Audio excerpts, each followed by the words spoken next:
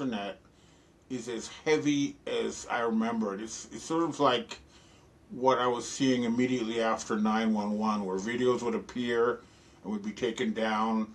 And it was a desperate attempt by the people running the fake Trump show and the fake U.S. government show to deny the fact that the United States is experiencing its biggest military defeat in its entire history. They are being systematically kicked out of the Middle East. First of all, before we start, I think you need to listen directly to the Iranian foreign minister in this clip here, because he's making it clear that they're not going to talk to the current regime.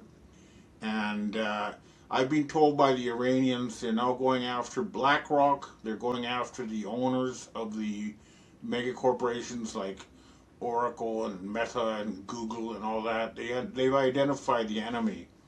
And I've heard something similar from the Chinese. So they're going after the owners of the mega corporations. And it's not going to end until this is over. All right, now listen to the Iranian foreign minister. No, Iran is not going to accept any ceasefire, and it will continue to wage war, a war of defense, until its demands are achieved. So there are no negotiations, there are no plans for negotiations, and Iran is not going to accept some one-sided ceasefire. The United States under Trump will have to pay the price for this aggression, and the region is going to have to change. We're no longer going to tolerate the U.S. hegemony that was tolerated for so many decades in the past. That era is over. Iran is going to make sure of that. The axis of resistance is going to make sure of that. The United States does not have the power to win this war.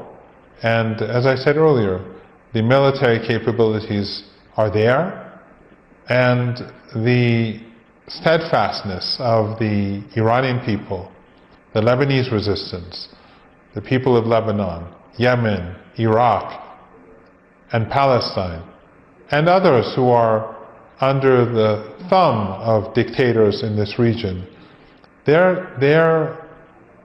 too are waiting for the moment to rise. These people in the region who are under the rule of authoritarian regimes that are a part of the U.S. empire or loyal to the U.S. empire, these people are becoming increasingly hopeful that the opportunity is approaching for their freedom. So the United States has started a conflict that it cannot control. It will be painful. This is not going to be some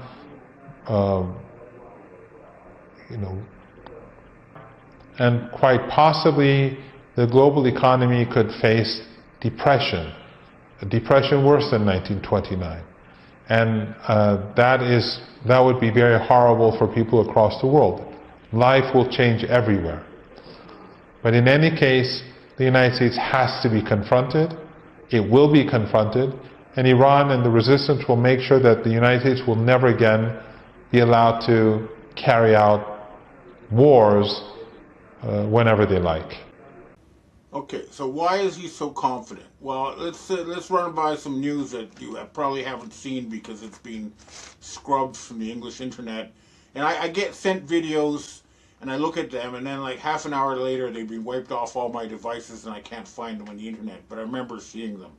So one is that the bunker that sheltered the entire Israeli elite and their families, that's all the government ministers and their families. Yeah, so that's something you're not seeing, but they're all gone. The other thing that I'm not seeing in English news, but I've been sent by the Chinese, is that the Iranians destroyed 60% of Israel's F-35 fleet.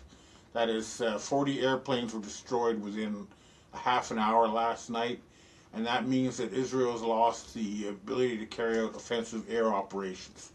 You're not seeing that, but this is huge because it means they can do the same, and they are doing the same to to U.S. air bases in the region. So the United States military is being systematically removed from the Middle East. I also had reports that there's been gunfire heard inside the presidential complex in Saudi Arabia, and I know the Houthis are probably going to be marching. In fact, they're already marching towards Riyadh. And so a lot of these Gulf monarchies are probably going to go. There may well also be regime change in Egypt. And of course, Israel is finished.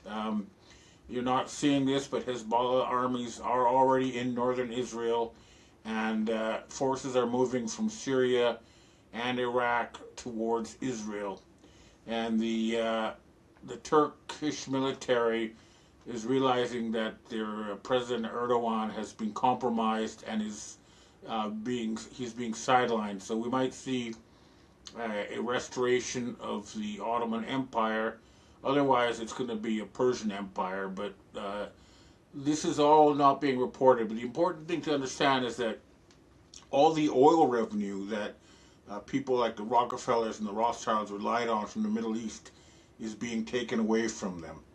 And although there's the English media is full of talk about some kind of oil crisis, it's not happening for most of the world, because they are here in Japan, for example, the gasoline prices are where they were before the war started, and this is true of a lot of the world, because they're no longer doing business with the criminals behind the fake Trump and the fake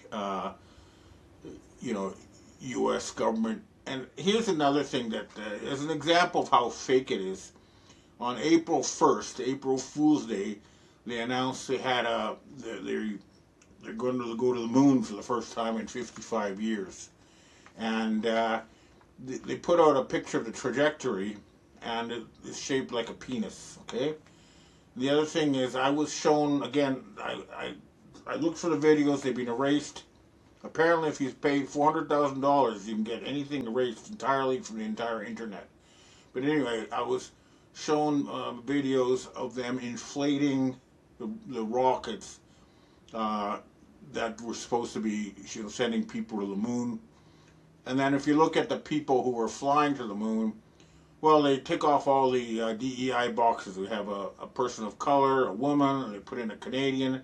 But apparently, according to some sources, they had to cancel the flight because they forgot to put an LGBTQ person on board. The story that we're seeing in our corporate press is that Attorney General Pam Bondi was fired by Trump. Apparently, this is a move to avoid having her testify before Congress, but the people in Congress are having none of it. They're saying she has to testify. And then she's been replaced with a guy who's actually in charge of covering this stuff up. Listen to this, her replacement, Todd Blanche, in this script, in this little clip here. Thank you. You said this is the end of the Epstein, of your review of the Epstein files. So, just to clarify, is the public going to learn the identities of the men who abused the girls with the information that you're releasing? And if not, why not? And then I have a quick follow-up. I mean, you just baked in an assumption into your question that I have never said and I don't know to be true. Is the public going to learn about men that abuse these girls? Like, what does that mean? I mean, I don't understand what that means. Well, I mean, they're the men who abused the young women through Epstein's Look, we said in July, and it remains as true today as it was in July. If we had information, we meaning the Department of Justice, about men who abused women, we would prosecute them, right? We talked about the work that we're doing. That's why I said that. I said this earlier. There's this built-in assumption that somehow there's this hidden tranche of information of men that we know about that we're covering up or that we're choosing not to prosecute. That is not the case. I don't know whether there are men out there that abuse these women. So the guy is basically saying, we're not going to go after all these rich billionaire, it ain't going to happen.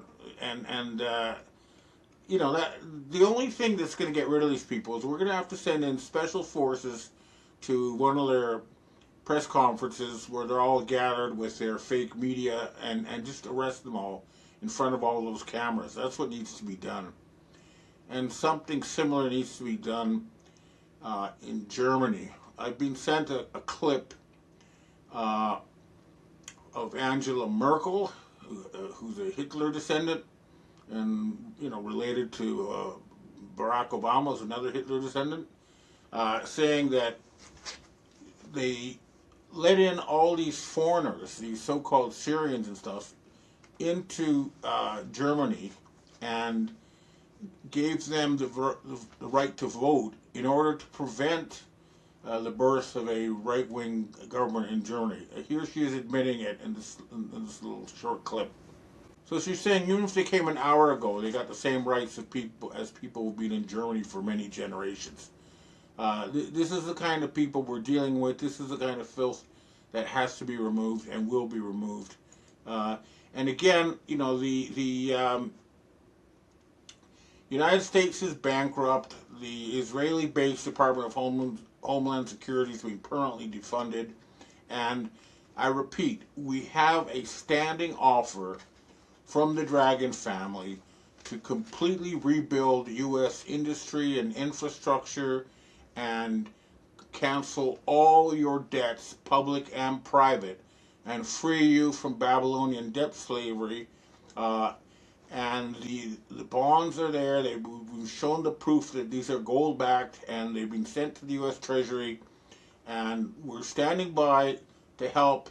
But you've got to get rid of these satanic criminals who've taken over your government, and we're hoping the military White Hats will do that.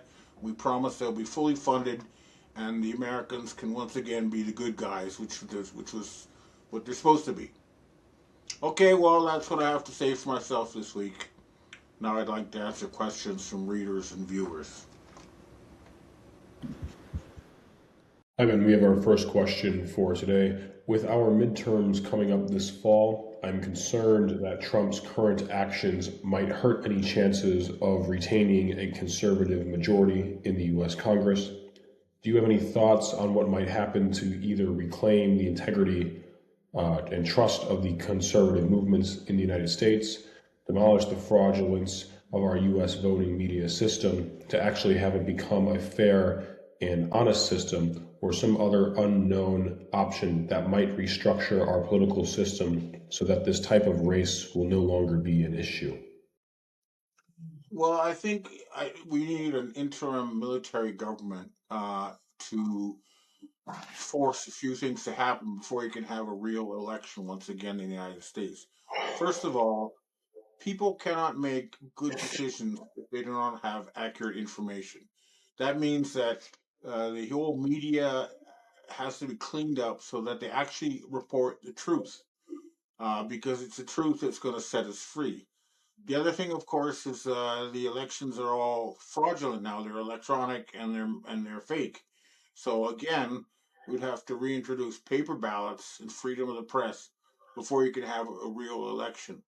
In the meantime, I suggest that the state governments, hold a conference to talk about getting rid of the federal government and setting up something new with a new capital somewhere else, because the state government is still relatively clean. That's my advice. But as things stand under the current setup, any midterm elections are going to be just fake.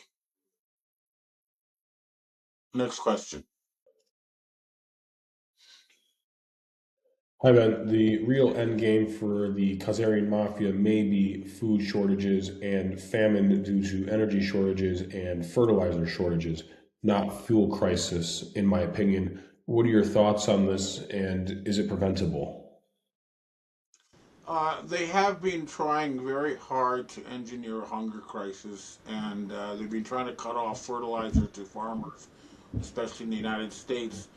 But uh, there's enough food in the world. The Russians are having record crops, and they're going to try to engineer a food crisis, but they're not going to succeed. I guarantee you that. They tried before. by paying farmers to stop growing crops and grow fuel instead. And when hunger started happening, people started rioting and they were forced to back off. Because when people actually get hungry, then they reach for their pitchforks. So any attempt to cause a food crisis would be immediate suicide for the Khazarian mafia. Next question. Hi, Ben. Climate and energy lockdowns are starting to commence in a number of countries. There seems to be a scripted synchronicity to what's happening. It's starting to look like the same playbook, and it seems like they are all in on it. Every country, it's one big club. You and I, we are not in it. That's a quote from George Carlin. The climate lockdown seems to be happening in Russia as well, as Putin and officials warn of, quote, the most powerful energy crisis in human history looming. What are your thoughts on this? Do we have to be worried about our energy as well? It's only confined to the West, but there's definitely something very wrong with Russia, too. I've been reading the official TASS news agency, and they're going along with this fake, trip to the moon, and they're not talking about the fact that the Israel's Ben Gurion airport has been shut down. So there's something wrong with Russia, but most of the world is not controlled by these people any longer. You won't find this sort of stuff in Africa or most of East Asia, or even South America at this point. It's really limited to the West and a part of Russia at this point, and we're close to the end game. But any desperate attempts to lock us all down and put us in a digital prison are not going to succeed. Too many of us are awake now. Next question. Hey, Ben. Several countries are getting squeezed pretty hard with the oil crisis, especially those in Southeast Asia. Seeing the cost of fuel more than double, do you see relief coming from this anytime soon? What are your thoughts? Any country that reaches a deal with Iran will get their oil. So it's really it's a move to force countries to cut their ties with the Khazarian mafia, and then they'll get their oil, and their energy crisis will end. This crisis will end. This is what I'm hearing. Next question. Hi, Ben. We have our last question today. Do you have any current information about what's really going on with Iran? The United States media has been suspiciously quiet for the past week or so. Doesn't seem like we're getting anywhere near as many military updates as we were previously. What do they want? What do they not want us to know? Well, what they don't want you to know is that the United States has suffered the biggest military defeat in its entire history. You lost 5 aircraft carriers and hundreds of jets, and you've lost air superiority, which the Americans thought was their one invincible card. And I would say at this point that tens of thousands of U.S. troops have been killed, and they're covering that up too. So basically, they're covering up the fact that they've lost and they're being kicked out of the Middle East. Okay, well, that's what I have to say for myself this week, and I hope to see you next week, and hopefully soon you won't have to see that fake Trump and his acting troupe on your screens. Hello, everyone. It's Michael Jacob with Unleashing Intuition Secrets. Sheila Holmes is going to be joining me in a few more minutes. She's on another show, so let's kick it off. So there's a lot of stuff that's going on as usual, and the stock market seems to be liking President Trump's move for peace. Stock market's been up massively yesterday, a little bit today. Probably going to be a big squeeze tomorrow for the shorts. That's what I figure. So it's going to probably be a pretty good tomorrow. Silver's getting a nice little pop. Gold's getting a nice little pop. I think that silver is really going to start to outperform now. I I think if this goes into some kind of peaceful deal, which, God, it's like I've never been able to deal with these people, and so we'll see. You know, you never know. You never know. Trump's got the gift, the deal maker. So we'll see. But my thoughts are it's going to lean towards probably a ground war. But and where will that ground war come from? Possibly from Iraq, right? Because we still have a lot of stuff there because we conquered Iraq in 36 days. Iran's a little bit bigger, but you know, they're not coordinated. The IRGC basically, if their thing was, if their leadership was taken down, which it was, then they would fracture into 31 different groups, which 31 different groups do not work well together, right? So that's kind of why we're probably seeing some of these groups are still striking out, even though there's some kind of coordinator somewhere. But for the first time in 47 years, looks like Iran will be actually on the negotiating table with high-level officials from the U.S. So maybe we'll see something here. So we're all hopeful. War is very bad, and of course, Candace Owens and Tucker Carlson and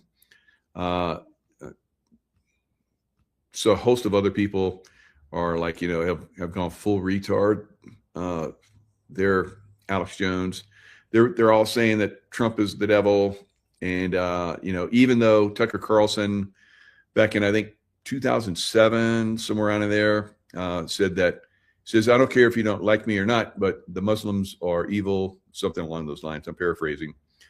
But now he's saying that President Trump should not be doing that. And because he's saying evil things about Muslims, that's bad. All right. So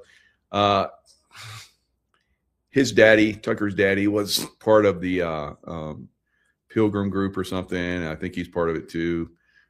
CIA. So, can't expect a lot from the boy. And he's proven to be quite bad. And so these people are, going full retard, throwing as much mud out there as they can, trying to get some of it stick, trying to influence as many people as possible. So we got the mainstream media, you got the Democrats and a lot of Republicans. Marjorie Taylor Greene also fits into the full retard mode person, like Alex Jones and other people. So we're seeing it just break down. They're just breaking down. And if you listen to them, then the GOP is completely fractured, which is a lie. GOP or conservatives like us, people that are free thinkers, critical thinkers, and can look at someone that is a bullshitter and go, oh, you're a bullshitter, I'm not going to listen to you anymore. Then, some of these people, like Alex Jones, even though it was like, full crazy mode sometimes, he still came out with some really good stuff, I thought. But now, no mas, right? No mas, Alex. You bye-bye in my world. So, a lot of these people, they infiltrated, I think, into the MAGA movement on purpose. And now they're showing their true colors. So this is part of the awakening process, and process, right? So it's moving along quite nicely. So regardless of, whether the Iranians claim that they're going to, make peace or whatever, it remains to be seen. Now, these their offspring that are here in America, we're going to Sheila talk about this because she's been talking about this for quite some time. Their offspring that are here in America are getting shipped back out, and they're proving to be just as crazy and dangerous as their kinfolk, Soleimani and his two nieces, full retard mode.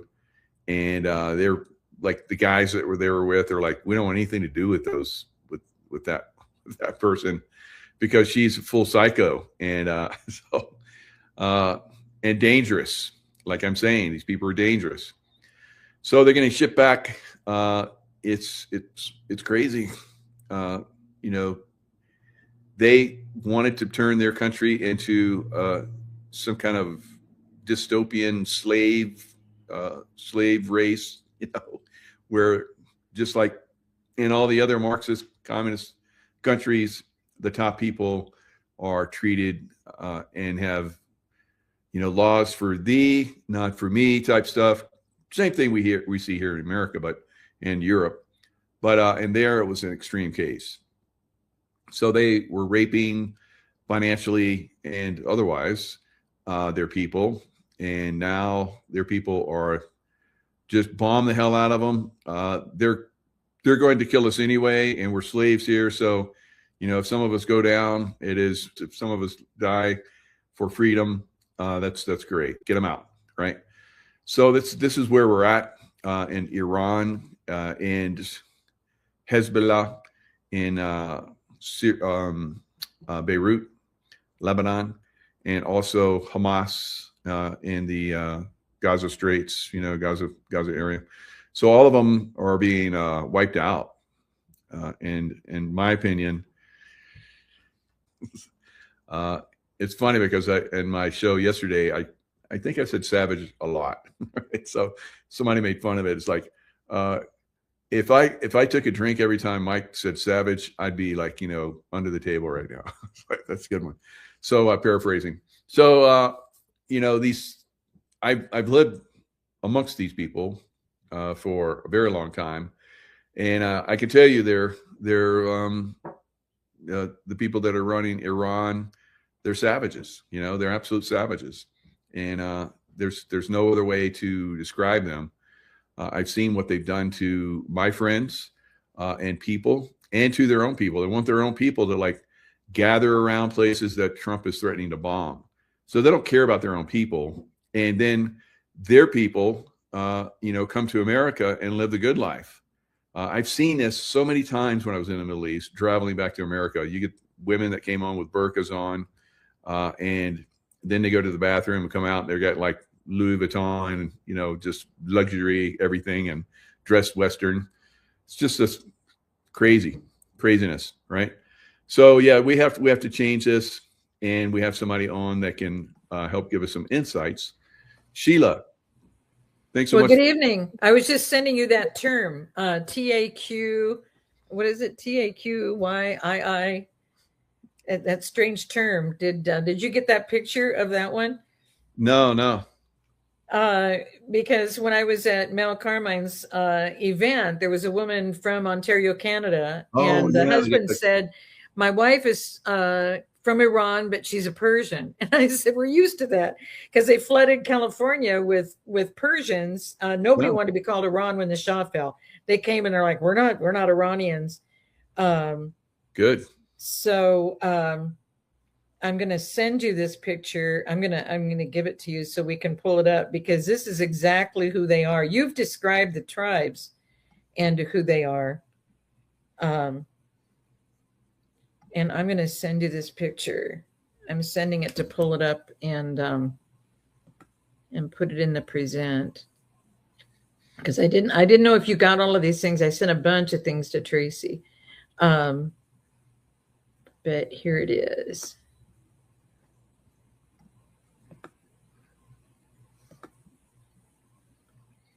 Yeah, I have a couple videos to share too. It's so exciting what's happening, because he's like, "Don't be panicking." And I don't know if you saw my response to that, because we're there. Oh yeah.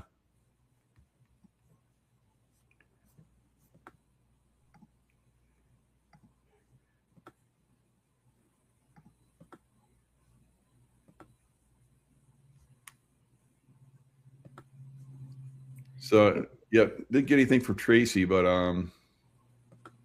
if you have it, you can share it there, and we'll. Yeah, it didn't go to the desktop; it went somewhere else. So I'm gonna resend it to the desktop. And there we go. I went to the desktop, and there's no name. How did that happen? So 202.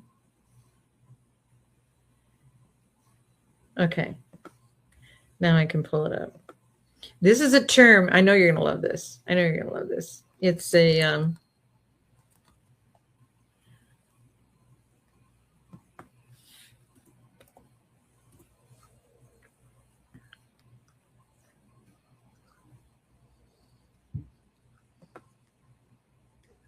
and you're probably going to be able to pronounce it because you were over there.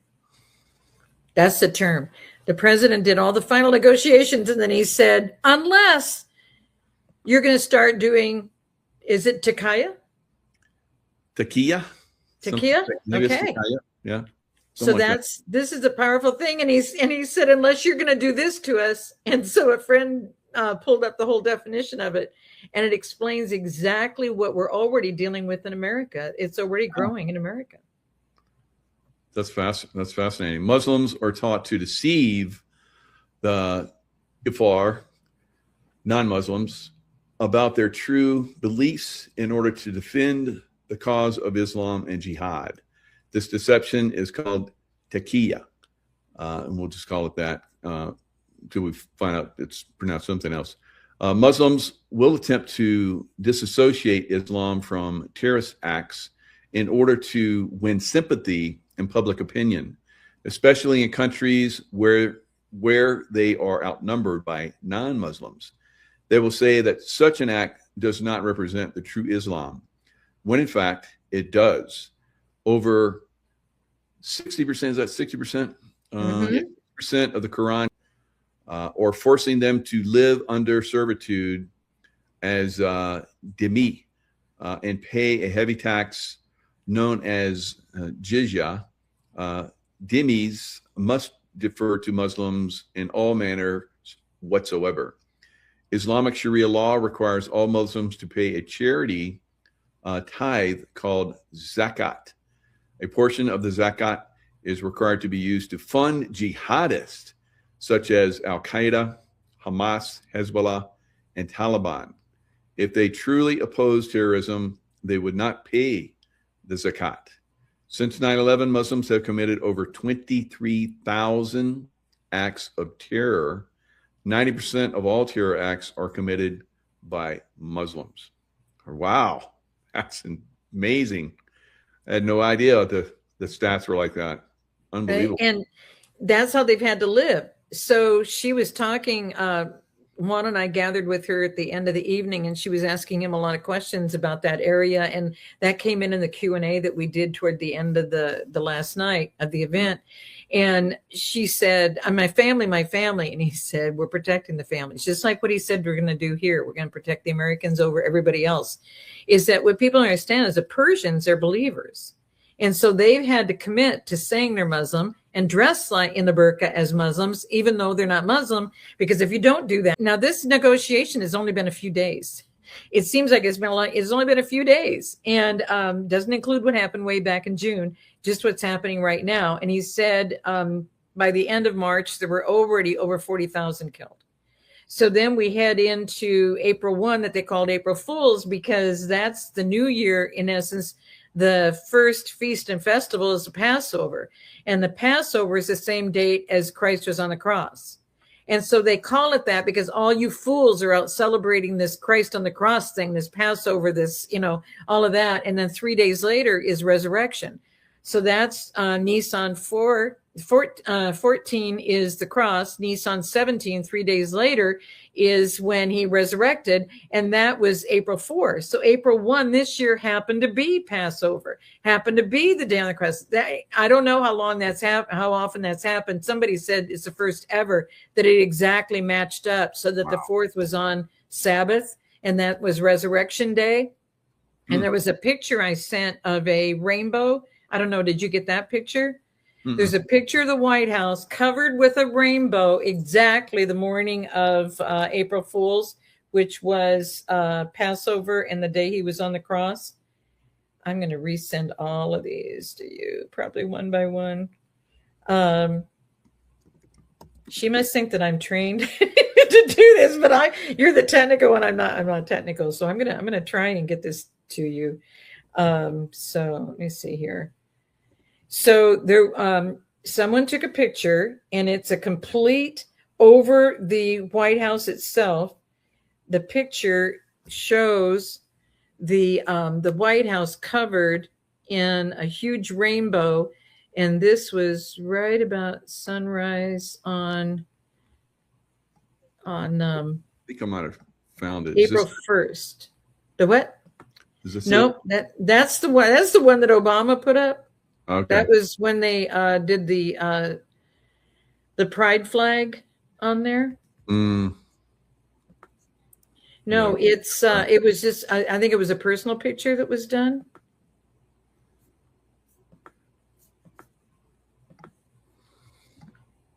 What is happening here?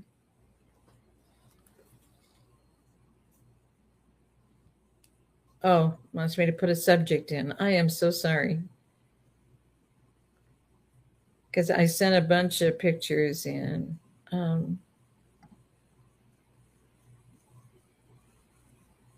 Okay, now it went through.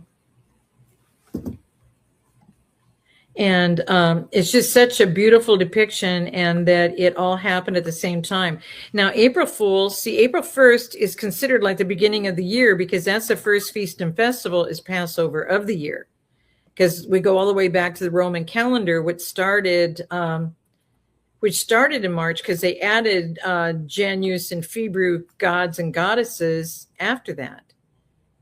So, yeah, when they changed it to January 1st, anyone that still connected, and this was, I think the French did this, French king did this. So they did, you're a fool if you do not believe that it should be January 1st instead of April 1st. So that's where April Fool's Day came from. We lost over 700,000 people in the Civil War because of that battle. It's how that's how we have lived, just like they were living. And that's why that description was so unique. It's just like when the president put out Covfefe, everyone was like, where does he get these words? You know? And then when the definition was provided, people were like, whoa, wait a minute. That's what they want to do to us, but they're already doing it. You've probably heard in Texas where they had, there's a woman going around, I don't know who all she's talking to, but she's around at all these different events saying, and all on social media, saying that that we don't understand in America. They've already set up 3 Sharia law courts in Texas. The 3 courts have all had a case and won the case. And so they said now Sharia law is established in America. That doesn't establish anything. That doesn't give them rights to do anything. But this is how they're living. So yeah, they think they can, get away with that in some court, and it sets precedents. So there's some precedents in our court system, in our Constitution. Yeah. Yes. And so, because that's not for them. Okay, there's how gorgeous is this? Just that's beautiful. Right before sunrise. And that was on April Fool's. And so then on Saturday, Sabbath, was Resurrection Day. And so then the first time that we never had the white rabbit, did you notice that on Easter? The whole egg roll was all games and stuff. It wasn't about honoring the eggs and everything else. It wasn't about honoring the white rabbit. Remember when he did the white rabbit and he put the Y around the neck for the Y families? Well, this time they were in a brown suit. And did you see the meme that he showed who was under the brown suit? Mm-mm. Oh, you're going to love this. This is somebody you're going to recognize easily. This guy is in memes all over the place, all because of the president. And so they had the brown, they had a brown, a little bit of white on the tummy, but a brown bunny. And then when he took the ears off, it's somebody that you're going to recognize from, I just don't want to spoil all the fun. Okay. So now I'm sending this one. And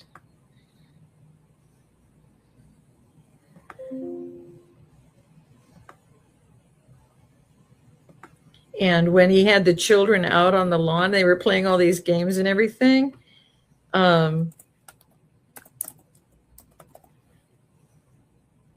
And desktop.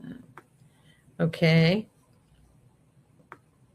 And now here's the bunny that was out there that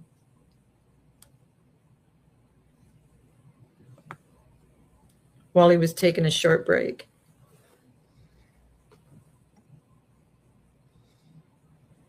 Did you see this one? I haven't seen that one, no. So the bunny that they walked around all day, I don't know who does these things, but is that perfect or what? And it's so funny because see, the head is so much bigger than the bunny up above. and I don't even think he smokes, but I mean, I don't know who's doing these, but he's been the Shah of Iran. He's been the president of Cuba. He's been all of these things. But the humor is that is the bunny he had, and how they did the jacket and everything. I don't know who's doing this stuff, but it's just pretty profound. So, but I feel bad. I don't want to just load you up with a bunch of pictures, but there's some pretty profound stuff that, and there's a couple of things on Twitter that we could pull up that I sent too, because where we're at is that the president has made it very, very, very clear what he's doing. And when he did that lengthy, did you guys cover the press when he covered about the second guy that they were able to get back, and right. He gave all the details of it, and then he said about the guy that had done this, the guy that leaked it. Right. Is going to be dealt with, but he said everybody involved. And now come to find out, the guy, I don't know if you did this yet, but FBI was able to zero in. It's a guy with the Army background, and he was at Fort Bragg and then became an employee of SOCOM, and they got him, but they're also getting everybody involved in the whole process of getting it out to the media and getting it out publicly to put our guys in danger. Good. The whole betrayal, the whole trail of betrayal. They should be held accountable. Because they know better than to put something like that out. Mm-hmm. Checking, and that's supposed to be the standard. So if the press, gets something like that and they run with it, that's a problem, because they put all those people in danger. Mm-hmm. And then, of course, they put people in Iraq in danger as well. But they don't care about their own people. They only care about control and power. But that happens here in America too. So there's obviously some connection that's going on, because there's a lot of generals that have just recently been released. All right, like generals, the very top one, and the deep state is being rooted out. Mm-hmm. Well, and that's what's happening. That's what's happening. When I mentioned at Mel's event, I said, the same thing is happening in China, because people kept bringing up China. And did you know that a lot of the key people at the very, very top in China have been removed? Oh, no, I didn't know. We don't talk about it that much here, but it's happening there too. And so I said, sir, to Juan, I said, it sounds like out of the 6 or 7, there's maybe 6 that are already gone. He goes, no, I think it's still 5. I mean, he just very casually just looked at the crowd and said, no, I think it's only about 5. But yeah, they're making some changes, and that's all he said. So, but I had never heard that they were relieving too. But all of this has been connected behind the scenes, and we were the ones that didn't know. Mm-hmm. All of these guys that are operating secretly against all of us are all connected globally. And I didn't picture that it was that widespread or that well controlled, but if you think about it, why was the Muslim Brotherhood here? And why were they in all the meetings? And why were they making the decisions? And why all the cash going over? And why all the on Obama's time? And so when you think about how the buildup was, at the same time, that's nothing. But here's the funny part. Remember when everybody called the president King Cyrus, current day King Cyrus, and nobody really talked about it, and it was widespread. They were telling everybody he's a King Cyrus, he's a King Cyrus. You remember all of that? Oh, yeah. Well, here's what they don't understand. King Cyrus is over Persia, and Persia is what they're now calling Iran. And so Persians are believers. And that's why when they all came to California back in the 80s, they were saying, we're not Iranians, we're Persians. But you have to say you're Iranian. When President Trump did that press conference, he said that there were sports stars. You may know who they are. I was so shocked at some of the stuff he revealed. And he said, because they declared publicly that they're not Muslims and those are not their beliefs. And what they said this week, they were shot down. Wow. It's just, and this is what happens. You have to say you're Muslim. You have to live as a Muslim. Exactly what that Taqiyya, what is. And I didn't know this when I was hearing and talking with these people over the weekend, that this is how it is for them. And this is how they want it here in America. And they're already saying it. And they're building up. They're building 2 mosques every month in Texas, and nothing's happening to them. And how is this allowed? And so I hear these things, and how do we put the pieces together? Because what a miraculous time to be alive and realize that now the military is clearing up the military things. And remember when they said, we will fight until the 2-tiered justice system is brought down. Good. And they're not going to allow this to continue to be this way in America. And so what has been happening is, here's what King Cyrus did in ancient times, guys, in ancient times. So the Armenians are the first ever declared believers in the world. The first nation ever declared to be fully believing nation was Armenia. And Armenia never had peace in the world, ever had peace. In all of history, they've never been at peace with their neighbor, Azerbaijan. Yeah. Okay.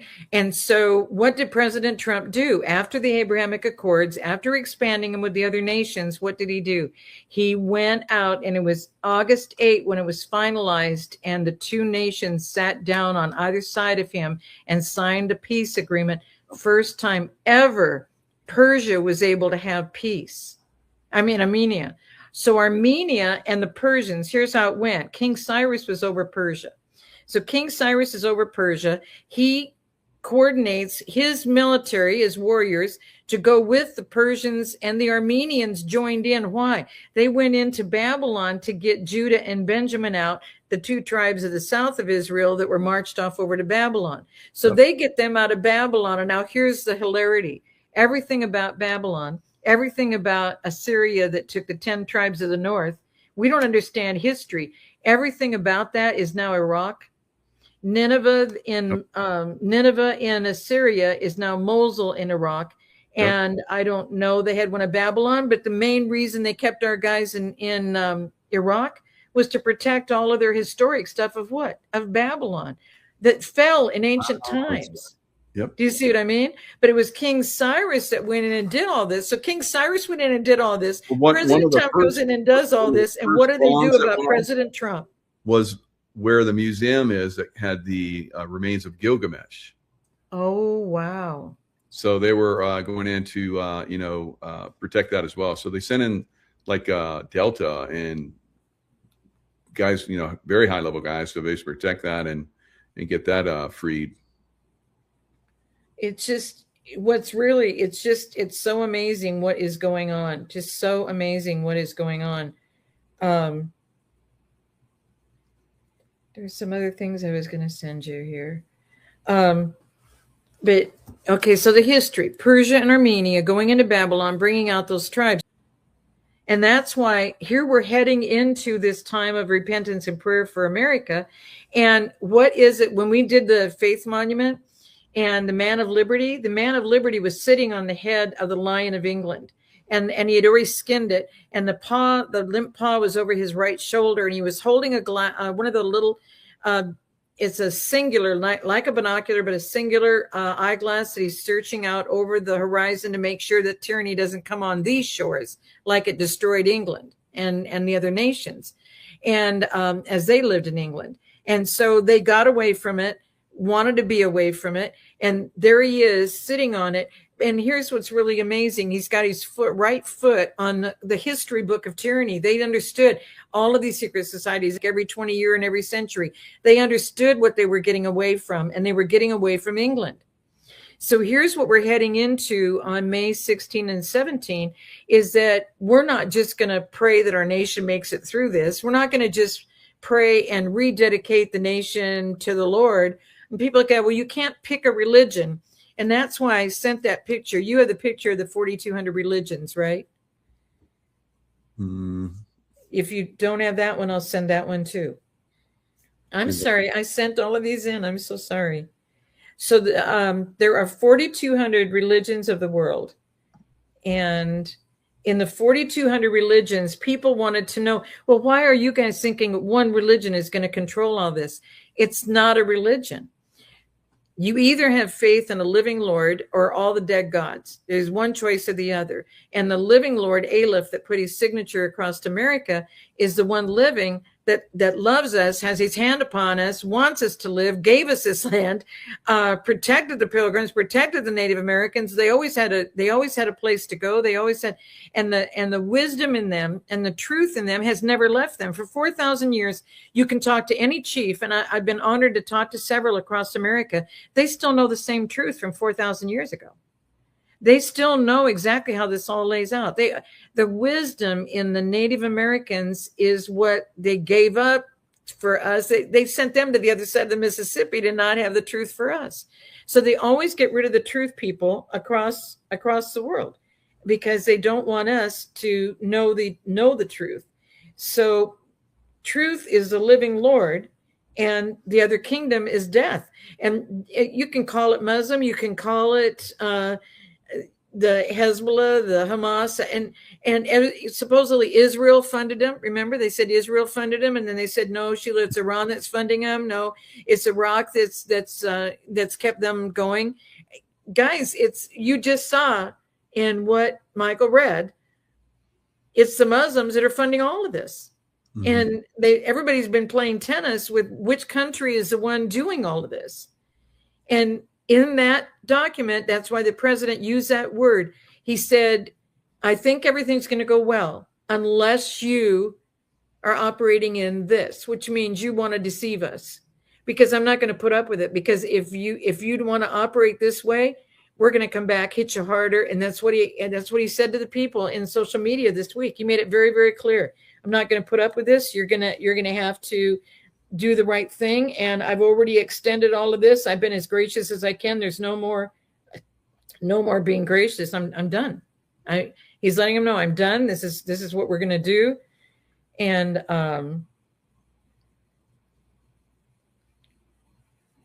okay. 4,200. Let me pull up this one video that talks about Soleimani's nieces. Wow. Okay. What's going on with them? So I kind of brought this up yesterday, and I said that hopefully I can have Sheila come on and talk about this. So sure. Sure. Fox News report. Well, the niece of slain Iranian General Qasem Soleimani is apparently not happy with her new digs at an ICE detention center in Texas after a life of luxury she enjoyed in Los Angeles. She's reportedly called her former boyfriend for help to escape the facility. But according to the New York Post, he declined the call, saying this, quote, I don't want anything to do with her. She scares me. I was so afraid of her. She knows how to make herself seem like an angel, and you feel like the devil. She takes advantage of every man she knows. Now, another man, a Los Angeles hairdresser, said this about the situation. Thank God, after hearing of her arrest by ICE. He said, that's good. She's a stalker. In court filings, he said the woman subjected him to emotional abuse, harassment, and that she threatened to hurt herself. All of this highlighting a tale of two Irans. Ordinary Iranians facing crackdowns and executions, while top government officials quietly send their children to benefit from the West. That includes notorious Iranian regime leader Screaming Mary, whose son allegedly teaches at a college in LA. Just the tip of the iceberg, Sandra, because there's multiple professorships that are held by the children of former Iran regime holders that benefit from the West, blast the West, and essentially also live off the blood money of those Iranians at home who are being executed for protesting and showing their hair. It clearly looks like the height of hypocrisy, right? Because those are the same people enjoying our freedoms who are not calling out the brutalities of the regime. While you were speaking to that intro, Emily, we were showing those human chains that were forming yesterday that we were reporting on, many of which included women and babies, young children, that Iran was clearly putting up to protect those key sites in Iran as President Trump's threats grew, putting them on the front lines, while at the same time, apparently what we're learning is they're sending their own offspring, their own children, to come enjoy the freedoms of America. So yeah, that's what we're seeing. So she talked about the Screaming Mary. That was one of the students that was at the embassy where they were holding our people hostage for 444 days during the Carter administration. And, then President Reagan came in and said, they'll be released or there's going to be hell to pay. And then when he came in office, they released them. So that they only know power and strength. I've been around these people for, several decades.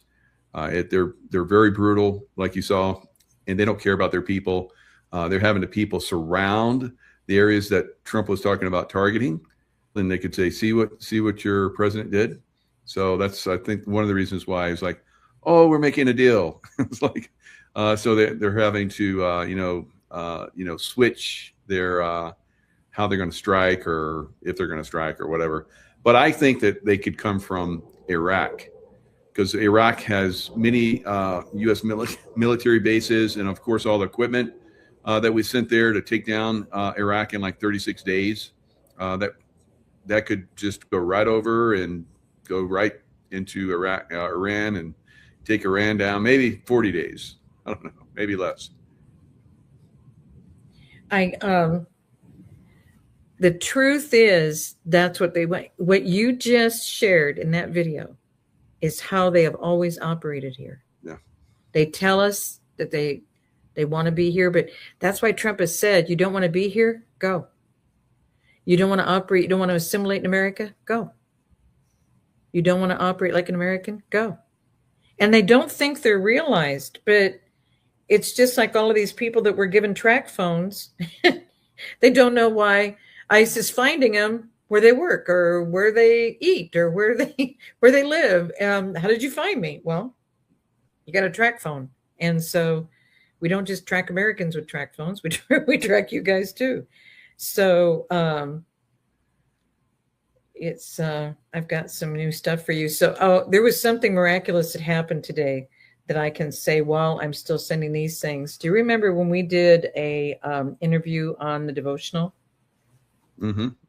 Did you know that the devotional was the #1 recommended book on the email from Amazon today? Oh, wow. And so I sent a picture to Juan and Stacy, and I can send you a picture of it. I don't know if I sent it to Tracy too. Yeah, unfortunately, she's running around right now. She might be getting them, or if she's getting them, I don't know. She's not sending them to me. So okay, well, I've got the 42. That's the 4,200 religions. So when people say, "What religion is he talking about?" President Trump made it really clear. He came back and said, "My religion is faith in Christ, and faith in Christ is my religion." And he made it really clear. How many rallies was he pointing to heaven and saying, that's the boss. God is the boss. And so I have another one for you where he confirmed it. So what do you think about all these, supposed, MAGA supporters like Tucker Carlson and Alex Jones and all these people that are really heavily attacking Trump now? I think we're finding out who people are. Yeah, exactly. Because when I sent it out, and I don't know, did you see the response on Il Donaldo Trumpo of Tucker Carlson?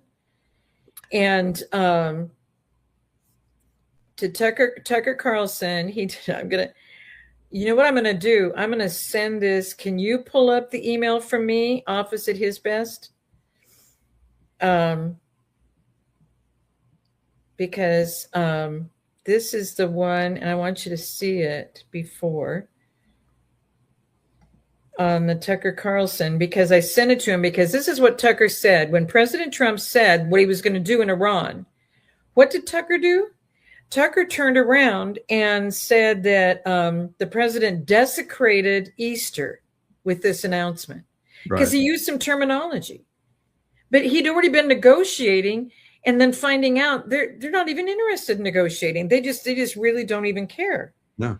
And so so I'm going to send you one because I don't want to put it up on the to go unless you think we're okay, because it was just kind of fun because I gave the whole summary. He had a guy on, I think it was Sunday night, and I sent the interview to you and to Tracy, and I said, it was the most disturbing interview. I couldn't even keep listening to it at one time. I had to keep turning it off. Then I was scrolling forward. Then I thought, did I miss something? And where's the meat? Where's the beef? Remember that gal? And so I'm going through it, and he's talking about Paula White. And then he talks about Paula White back under T.D. Jakes.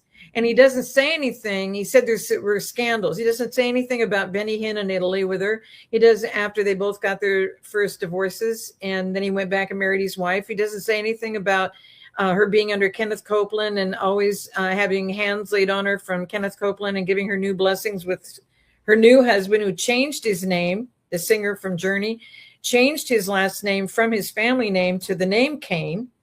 And he didn't go over any of it. He didn't go over any facts, just kept making vague statements, pieces. The way I describe it is it's pieces. Then they tried to connect the dots with the pieces, and they didn't connect.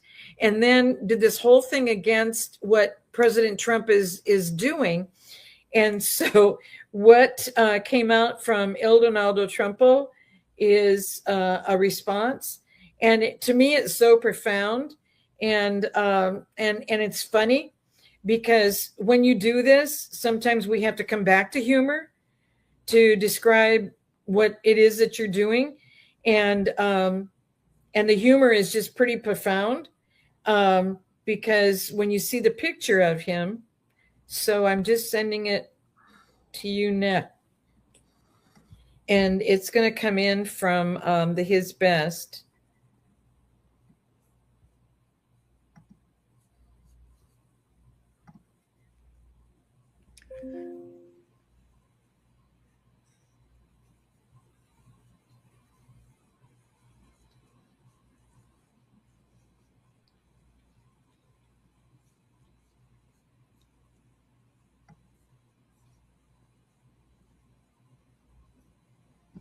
And it's got Tucker in it.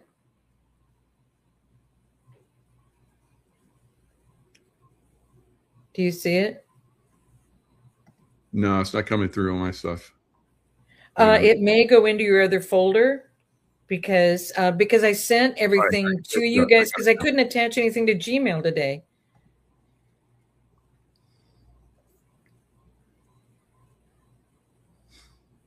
Oh, that's good. Do you see what I mean? And I don't know. I think it'd be fun to share because it's humor, but it's like, you want to say that he desecrated Easter? Do you even understand the truth about Easter? But I did not know. People are talking now, and I forgot, I think. Did you know his dad was CIA? Yeah. And I didn't know any of that. And they said he's committed to his dad. He can't back the president on some of these things. I'm like, back him on Easter? You know anything about a pilgrim group? I heard there's a horrible one like Pilgrim Society or something. Yeah, something like that. Well, that's not a real group. And they're blaming them for a lot of stuff that we've gone through, but I don't understand it. What is the Pilgrim Society thing? Yeah, I don't know. So I just heard it, and somebody said it was like really bad. So I guess I have to do research on it. Well, they're trying to say that I don't understand pilgrims because the Pilgrim Society is such a horrible group. I said, if it's a secret society, it probably is. And the pilgrims didn't rule over anything. The pilgrims were like the free thinkers, like the Quakers. Mm-hmm. So anyway, so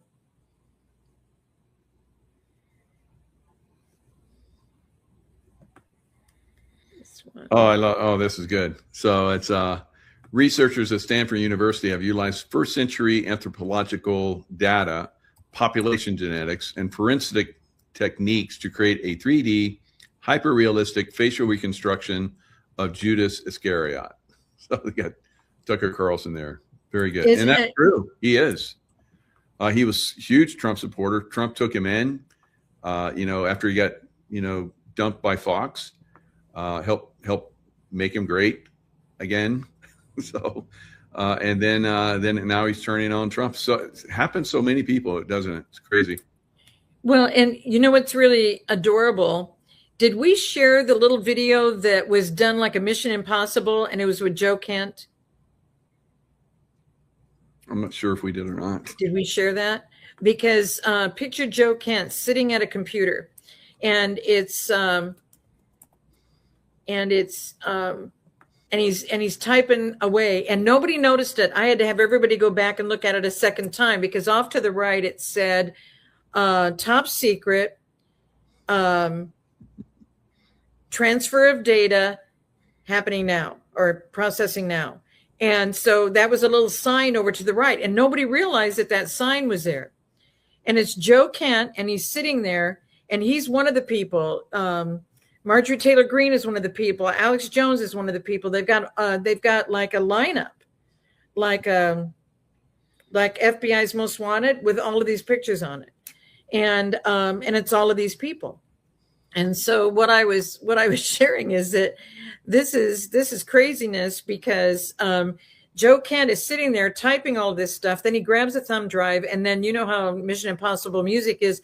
It gets more dramatic, and he's in a vehicle, and he's on a highway, and it's late at night, and there's two lights, some headlights coming toward him, and that's all you see is that he's speeding to get there. He gets to this diner, and then he's sitting at a table, and all you see is Tucker Carlson sitting across. He's handing him the thumb drive, and then you see the back of FBI jackets. See, they're taking Joe Kent out. Okay. Then they point the camera back on Tucker Carlson, and then all of a sudden the mask is starting to come off. The guy is pulling the mask off, and as he pulls the mask up, here goes the blue top, the blue jacket, the blue shirt. He wears those blue casual shirts with a bow tie. Here comes all of that. It all comes off. And you know how Trump is, even his red tie has to get out of his way. And so the red tie is over to the side. When all of this comes off, the red tie falls into place. The shirt's crisp white. The blue jacket is pristine, right? And then it's President Trump smiling at you. And he's got the thumb drive. And the very next day, Joe Kent steps out, gets fired, retires, resigns, whatever he did. And yeah. Joe Kent's in a picture now with Tucker and everybody on the FBI's Most Wanted. Wow. And so, and again, President Trump took in Joe Kent. He was, just, taken down, taken apart, whatever. Let him come back, and it's probably CIA spook, as somebody's saying in the chat. I agree. Mm-hmm. Well, to give up where we're at, to top secret data transfer processing now, and he's handing it to Tucker. Is this? And you think that's right, but see, that's the way the mainstream media always got their information, but it was never information you and I were ever supposed to know. So it was helping them, but then they were giving us the lies, which is what we've been living by, which is how the Muslims live, is that they lie for their own protection. Oh, yeah. And that's not their plan at all. And they have to do what Muhammad wants them to do. And Muhammad didn't even exist until the 600s. So. Yeah, there's, I've known a lot of Muslims, but you're right. They're scared to get out of line. I've talked to people from lots of different groups, and they just have to. They're in the Muslim world, so they have to say they're Muslim and act like they're Muslim, but they don't really, follow Muslim traditions at all. But they have, like you're saying. Otherwise, I talked to this gentleman that was he's from Turkey, and he was telling me how they had to take on a Muslim, religion to stay alive. Otherwise, he talked about how groups of them were like forced into buildings and churches and so forth, Christian churches, and they were burned alive. So they're like, okay, yeah, we're Muslims now. So, no, boy. Yeah. I'm giving you some more. I'm finally catching up. Nice. The truth is like a lion. You don't have to defend it. Let it loose. It will defend itself. St. Augustine. That's a great one. And that's where we are. That's why the president, and he has never made a promise. It hasn't come to pass. He's never said anything he's going to do that he doesn't do. He's never offered something that he didn't do. I mean, it was so emotional. You know a whole lot more about this than I do about what they're doing. But when I heard that whole press conference and how Radcliffe came from the CIA and said there was one piece of this, only one piece that we were able to help with, that they didn't have whatever it was to do to find the guy under that new communication system.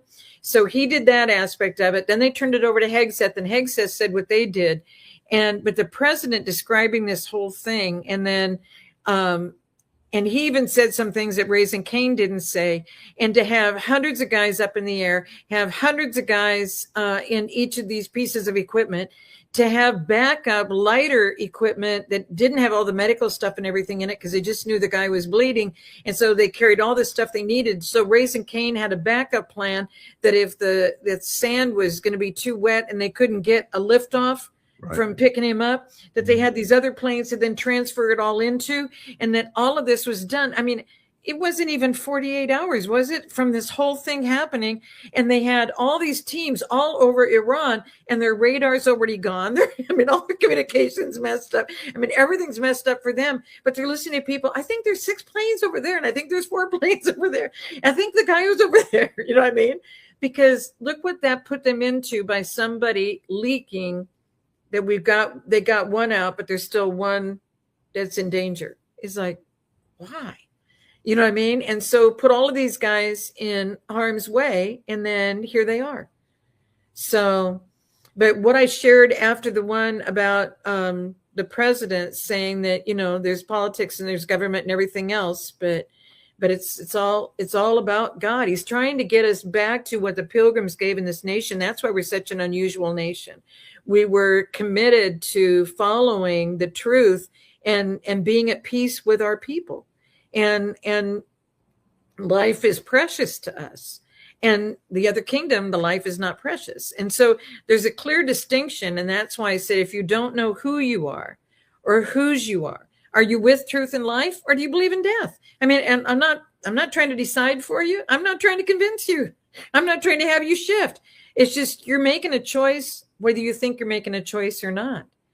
But that's why it's in our Constitution, natural born for president. You can't come here and have an anchor baby and then have that baby who's in the family who's not even committed to America be a president of this nation, because that's how it goes off. And we did that miraculous interview that nobody knew about of the sheriffs. That isn't even their name, Bush, and they weren't legally for candidate, and they weren't American born. And their parent, Bush 41, was born in Germany in the German Navy before he came to America. His parents were German, and so then 43 didn't either, because his dad is 41, who didn't qualify because he was even born in Germany and his parents were German. And so it's the whole family that was never supposed to be there again.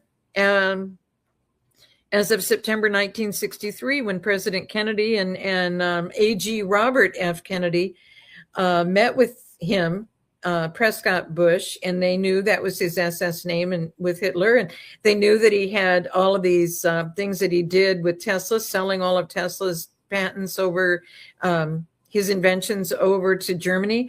They knew all of this, and so they released everything to him by saying, just sign that nobody in your family will ever be in our government again. And guys, look what they have done. They're the ones that brought in the Noahide laws. I mean, they live a different life, and so they're one thing. Signed an agreement with those two, JFK and RFK. They had to get rid of him, and it was only Bush 41 that was even debriefed, not the team. It was only the leader of the team, Bush 41, that was debriefed by Hoover the day after 11/22 of 63. And so there you go. I mean, now that we have the opportunity to have the records and we know the truth, it was only 2 months later when his son, who was never going to be in the government again, nobody in his family was going to be in the government again, was in charge of the CIA team that took him out. And debriefed by Hoover, who was also secret. These are all secret society. They're all connected. We don't know what they're doing or how they're planning. All of this has to change. So when people ask me, what do you think is going to happen with the election in 26? I said, why even have an election? Has anybody missed our government? They're still not there. No. They're saying we're at war and they're not even meeting. And it was the write-up that they have for this new thing that they want to pass. Johnson was just saying what it is, and it's horrible. And he said they want us just to sign it. We're not going to sign it. They've got to get back here and discuss this with us. This isn't right. And this is what they want to do against the American people. And it's not right. So they're proving all of this to us. There's just so much. And I'm so sorry some of this was kind of scattered today, but that letter is the letter the president wrote. And I don't know if you want to go over that. And then we are where Samuel Adams said we are. And so that's why I wanted to have those two to you. And there's so many other things I sent, but I don't want to take up all of my time looking up these things and transferring them in. We'll do another follow-up if you want to, because so much is happening around this Iranian situation. In fact, after this, and that's why he sent out that Taqiyya or whatever it is. Did you know, don't you, that they did an explosion of a tanker underneath the bridge at the Panama Canal? Yeah, I saw that. And you can see in the explosion, there's no cars in front, there's no cars behind. And when they exploded it, there was a whole lineup of cars going by. They're always into death. Everything that they have done communicates exactly who they are and what they're doing. Yeah. So this is a letter, President Trump, based on conversations with Prime Minister Shehbaz Sharif and Field Marshal Asim Munir of Pakistan, and wherein they requested that I hold off the destructive force being sent tonight to Iran, and subject to the Islamic Republic of Iran agreeing to the complete, immediate, and safe opening of the Strait of Hormuz. I agree to suspend the bombing and attack of Iran for a period of 2 weeks. This will be done. This will be a double-sided ceasefire. The reason for doing so is that we have already met and exceeded all military objectives and are very far along with a definitive agreement concerning long-term peace with Iran and peace in the Middle East. We received a 10-point proposal from Iran and believe it is a workable. I just lost that. A workable basis on which to negotiate. Almost all of the various points of past contention have been agreed to between the United States and Iran, but a 2-week period will allow the agreement to be finalized and consummated.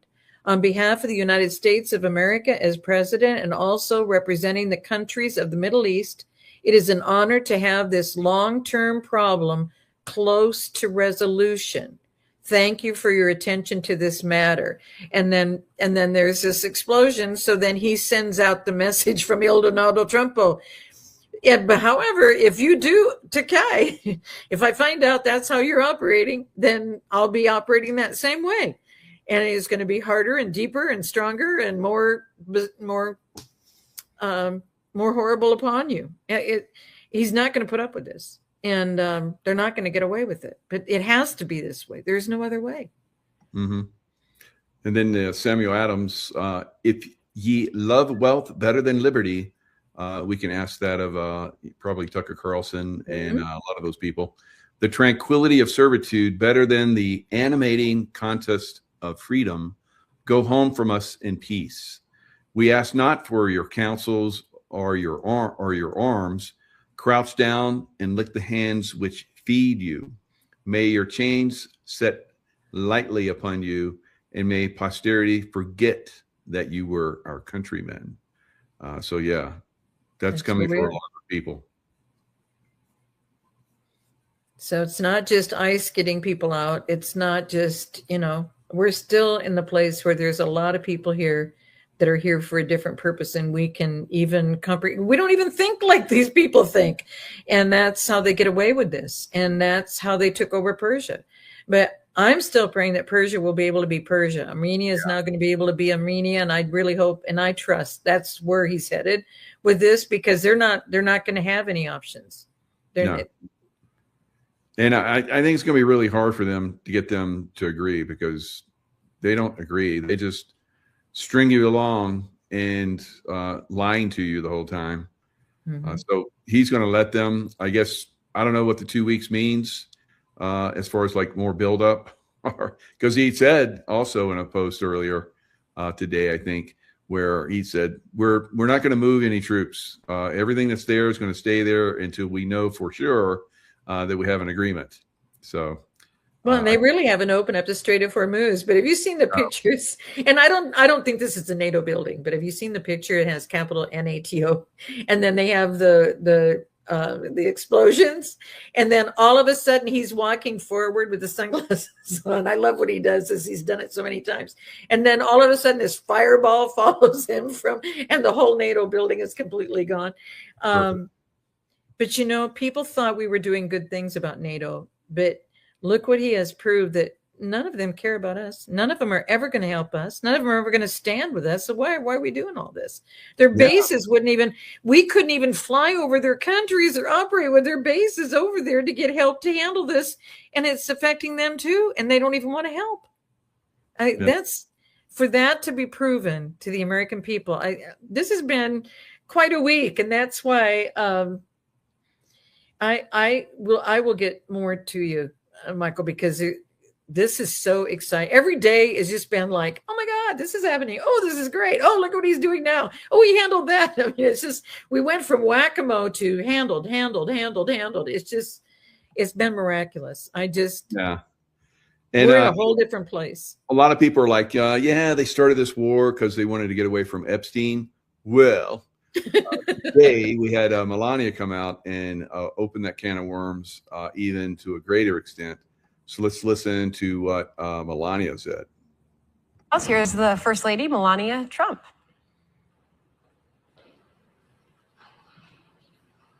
With the disgraceful Jeffrey Epstein need to end today. The individuals lying about me are devoid of ethical standards, humility, and respect.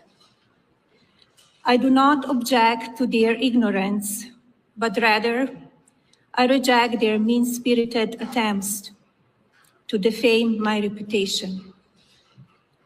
I never been friends with Epstein. Donald and I were invited to the same parties as Epstein from time to time, since overlapping in social circles is common in New York City and Palm Beach. To be clear, I never had a relationship with Epstein or his accomplice, Maxwell. My email reply to Maxwell cannot be categorized as anything more than casual correspondence. My polite reply to her email doesn't amount to anything more than a trivial note. I am not Epstein's victim. Epstein did not introduce me to Donald Trump. I met my husband by chance at a New York City party in 1998. This initial encounter with my husband is documented in detail in my book, Melania. The first time I crossed paths with Epstein was in the year 2000 at an event Donald and I attended together.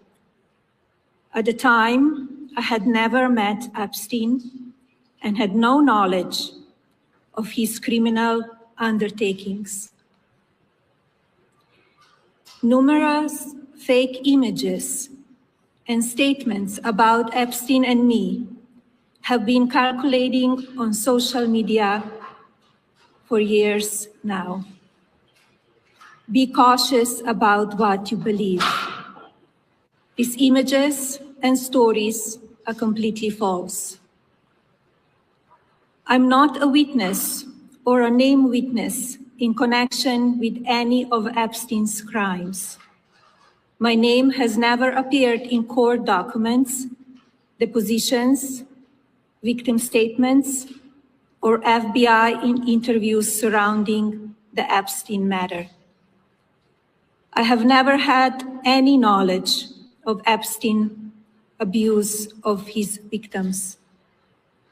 I was never involved in any capacity. I was not a participant, was never on Epstein's plane, and never visited his private island. My attorneys and I have fought these unfounded and baseless lies with success and will continue to maintain my sound reputation without hesitation.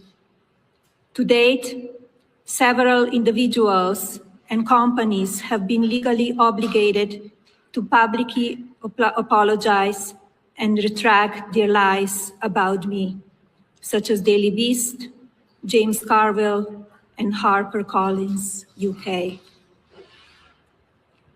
Now is the time for Congress to act. Epstein was not alone. So that is exactly what I wanted to get to. Now is the time for Congress to act. Epstein did not act alone. So also Epstein, now that he's gone or wherever he's at, so that hasn't ended. What Epstein was doing, that has absolutely not ended. And if you think so, you don't have a brain in your body.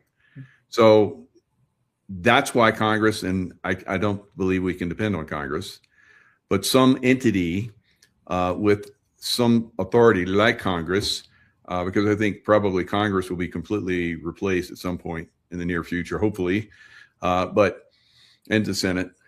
But some entity needs to investigate this and start to expose who is involved with Epstein, probably a lot of those congressmen and women, and then we have to, and senators, and then we have to look at where did that go?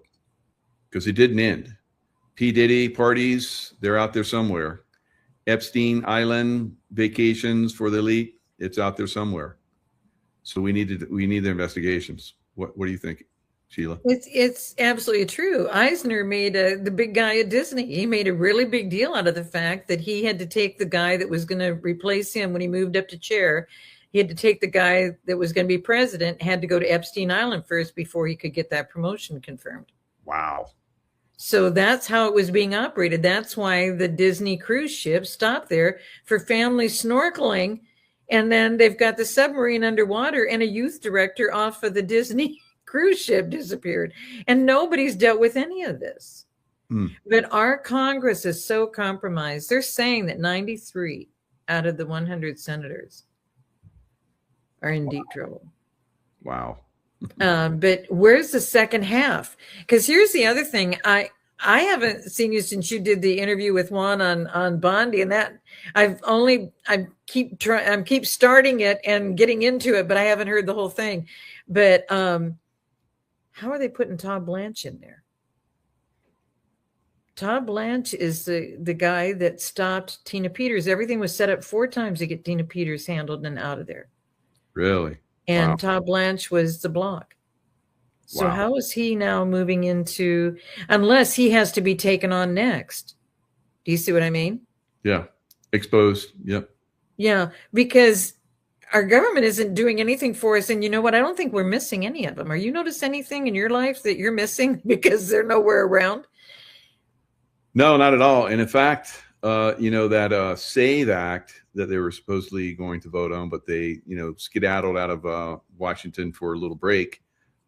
That's not needed because they don't do anything. Florida has already made it law, the SAVE Act. Mississippi, South Dakota, and Utah, all 4 have already made that the law. But yet our Congress and what was it, 85% of Americans want the SAVE Act to go through, yet they can't pass it. It's unbelievable. Even Democrats want the SAVE Act for the most part. For most Democrats want it. I think it's 100% of GOP, but it's insane. It's insane that they can't get anything done. Well, there's something where they've changed the wording. And Johnson, shoot, I thought they're not in, so I thought it was old. But he's talking about what they haven't voted on yet. And he said that they added these terms, and he wanted Americans to know, and they need to get back here and clean it up. I'm going to find that for you, because it was Speaker Johnson that brought this up. And he said, you're not going to believe the words. So I'm going to and he read them. I'm like, oh my God. And he said, we cannot resolve this and continue to just pretend like it doesn't exist. And why are they not rushing back here to get this handled? So are they on a spring break because their kids are on a spring break, or what is going on? Yeah, they're on spring break. So yeah, already law, like I said, in Florida, South Dakota, Utah, and I think I must have skipped through Mississippi. Yeah, Mississippi. There's Mississippi. So it's already done. I mean, states can go ahead and pass it. We have to just start to work around Congress, because they're not doing anything for us. So we the people have to get this thing moving. Well, and are you hearing? It sounds like there aren't going to be any in Congress. It sounds like we're going to be going to. Remember when we did that Q&A and Juan joined us, and he was talking about the election, and it's like, so what's going to happen in 2026? I don't see across the country. I don't see how we can have an election with where we're at and what's going on, and how Congress is upset because they're saying we're at war. If we were at war, why aren't they in their seats? Exactly. Why aren't they just something? And I can't put my finger on it, but this Johnson thing is bothering me. I'm going to find this Johnson thing for you, because you would understand exactly what he's saying. Because I was just like, what are they not voting on? And what words did they change? Because I thought it was all done. But yeah, they inserted something in there. I know what you're talking about. I don't know exactly what it was, because it was kind of like a last minute type thing. It's like, we're not going to pass this. We're going to have a clean bill, and we're going to pass a clean bill. When? Mm-hmm. Okay. So we'll see. We'll see these shysters, what they come up with. But Speaker Mike Johnson, maybe it's here. Okay, here it is. The Save America Act is about proof of citizenship to register to vote and using a photo ID when you do so. Why are Chuck Schumer and the Democrats against this common sense measure? Because they want illegal aliens to vote in our elections. And this looks like the same interview that he was doing. Okay. Press. Yeah. And but I'm going to get this for you, because he was really upset, and then he said, and this is the way it was going to be, but now this has been inserted, and so they're just drawing it out. They don't want to change where we're at. That's why we still have machines, and we still have mail-in ballots. They're not correcting a thing, not realizing that. I mean, I think we covered it on 24. Our guys were in those warehouses when those white box trucks showed up with those extra ballots all filled out. They still did the same thing in 24. So we can't continue to keep letting this be the way it goes. And who has cleaned up the voter rolls? They aren't even requesting any cleanup of the voter rolls. So that's why we knew we had to start over. But to start over, we should have started by September last year. We needed so many months to get the whole thing done. Yeah.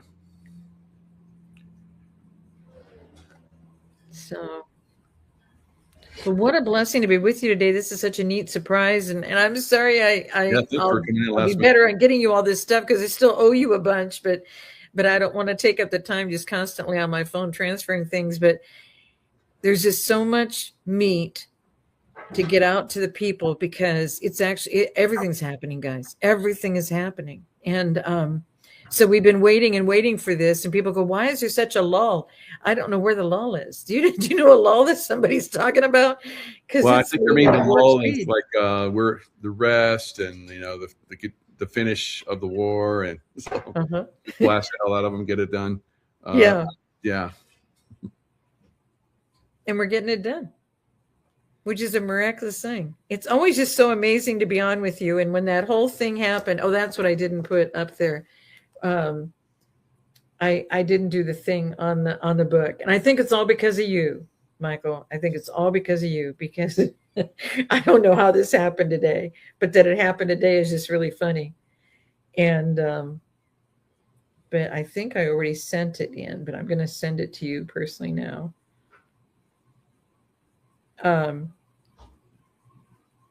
It's the email. In fact, I think I sent the email from me receiving it. I think I sent that to both of you. Let me see here. On the Gmail.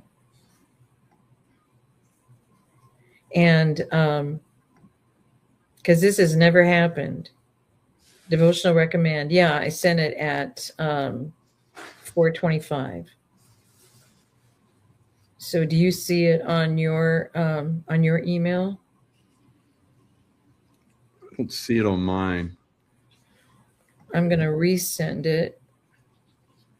That thing you sent me, his best, I got that one. So if you send it in that same one. Okay. Okay, I just sent it in Gmail. Yep. And now I'm going to send it over to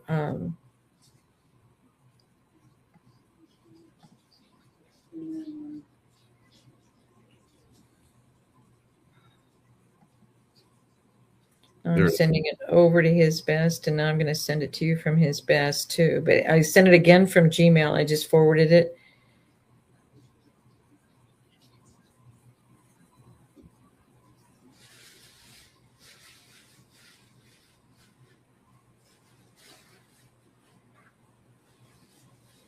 And now I just got it in his best, and I'm going to forward it to you from there.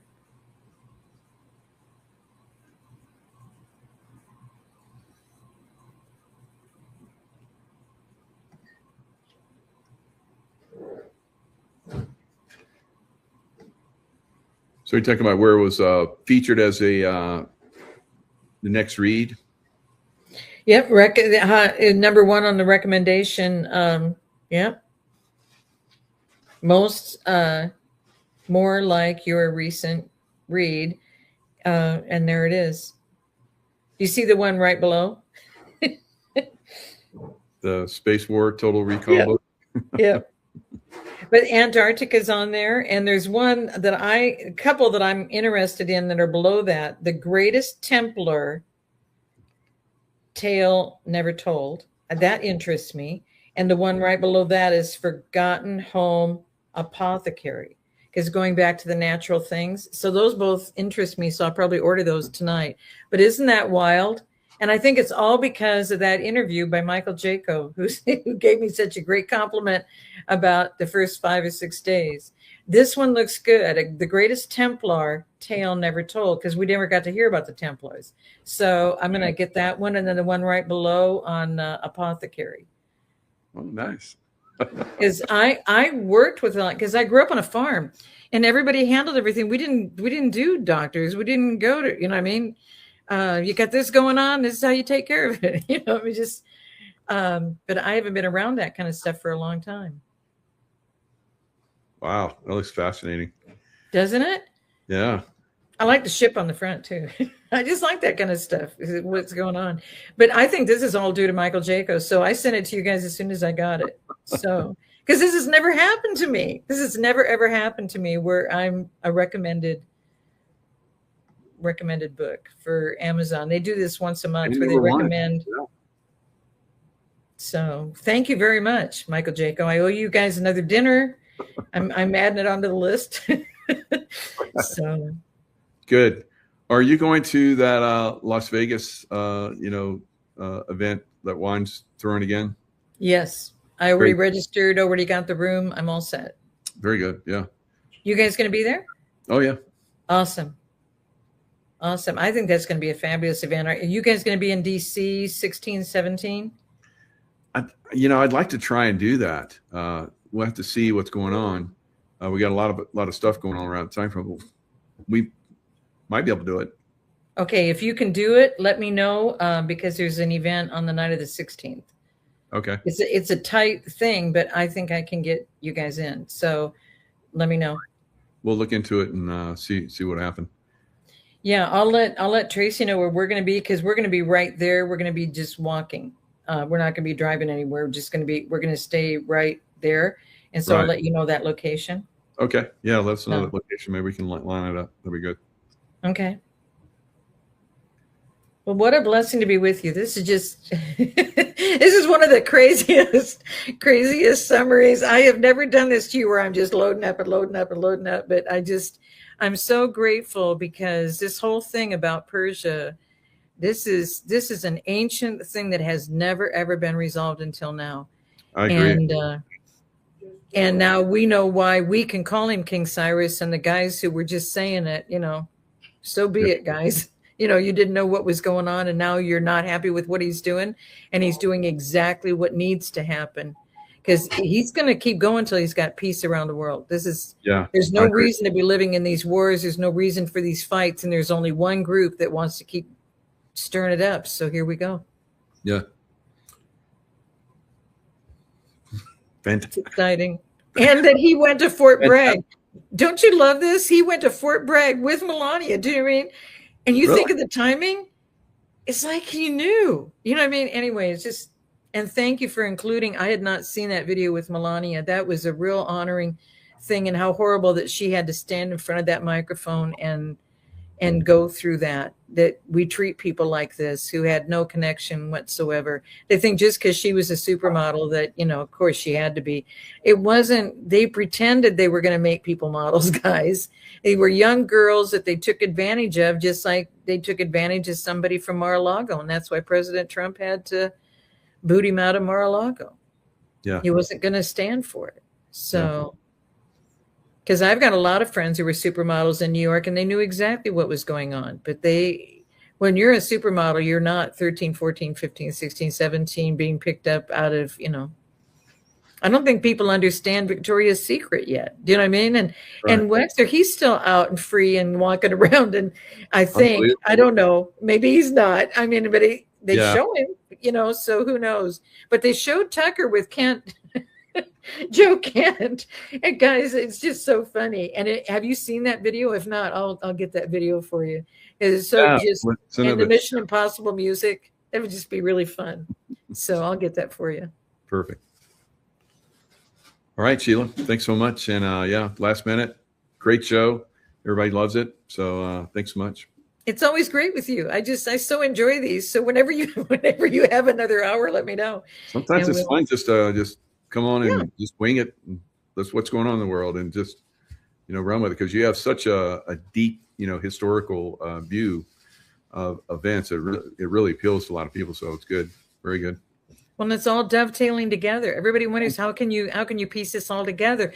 I've been hoping this could happen for the people who are Persian and are stuck under Iran rule. I was hoping that Armenia could finally have peace. They've never had peace in all of history because they're believers, and we didn't understand that's why they're here to do this to us. But they knew at the time of the Civil War. We've done the whole thing on the soldier monument, I think, on the Civil War, where they knew they had to keep their own musket and their own cannonballs after 700,000 lives were lost. Guys, it's unbelievable how this just keeps happening in the world, and it's finally being addressed. So I'm so honored to have done this with you tonight. I just so appreciate this time. Yeah, absolutely. Thanks so much. All right, everybody. Thanks so much for coming in, and we'll see you guys next time. Restored Republic via GCR. Judy note. A possible timing on Monday, April 6, 2026. The new global quantum financial system was operational in 209 nations, with gold-backed currencies ending the fiat debt slavery. Trump had ripped financial control of the world from the cabal, restoring the sovereign U.S. Treasury. No income taxes, tariffs and fair sales tax now ruled. On Tuesday, April 7, 2026, banks were briefly dark as old debts were erased. IRS abolished. Prosperity funds launched for We the People. SWIFT, Society for Worldwide Interbank Financial Telecommunication, admitted that all messages about financial payments must now only be sent in the ISO 20022 format. This format worked with a number of payment and settlement methods, such as wire transfers across borders and securities transactions. This had an impact on over 11,000 banks, 200 countries, and $5 to $7 trillion worth of transactions every day. See martial law Thurs. April 9, 2026, military tanks are now patrolling the streets of Washington, D.C. all night long. Tier 4B martial law on Telegram. Thursday, April 9, 2026, breaking, Iran strikes reveal direct undersea supertunnel to U.S. soil, Project Odin martial law on Telegram, President Trump, safe in the secure White Hat command bunker, just watched the impossible happen live. The precision strikes on Iran triggered the master tunnel map to explode with a new glowing red line, a 5,000-mile undersea supertunnel running straight from Iranian deep state bunkers into hidden U.S. coastal domes along California and Florida.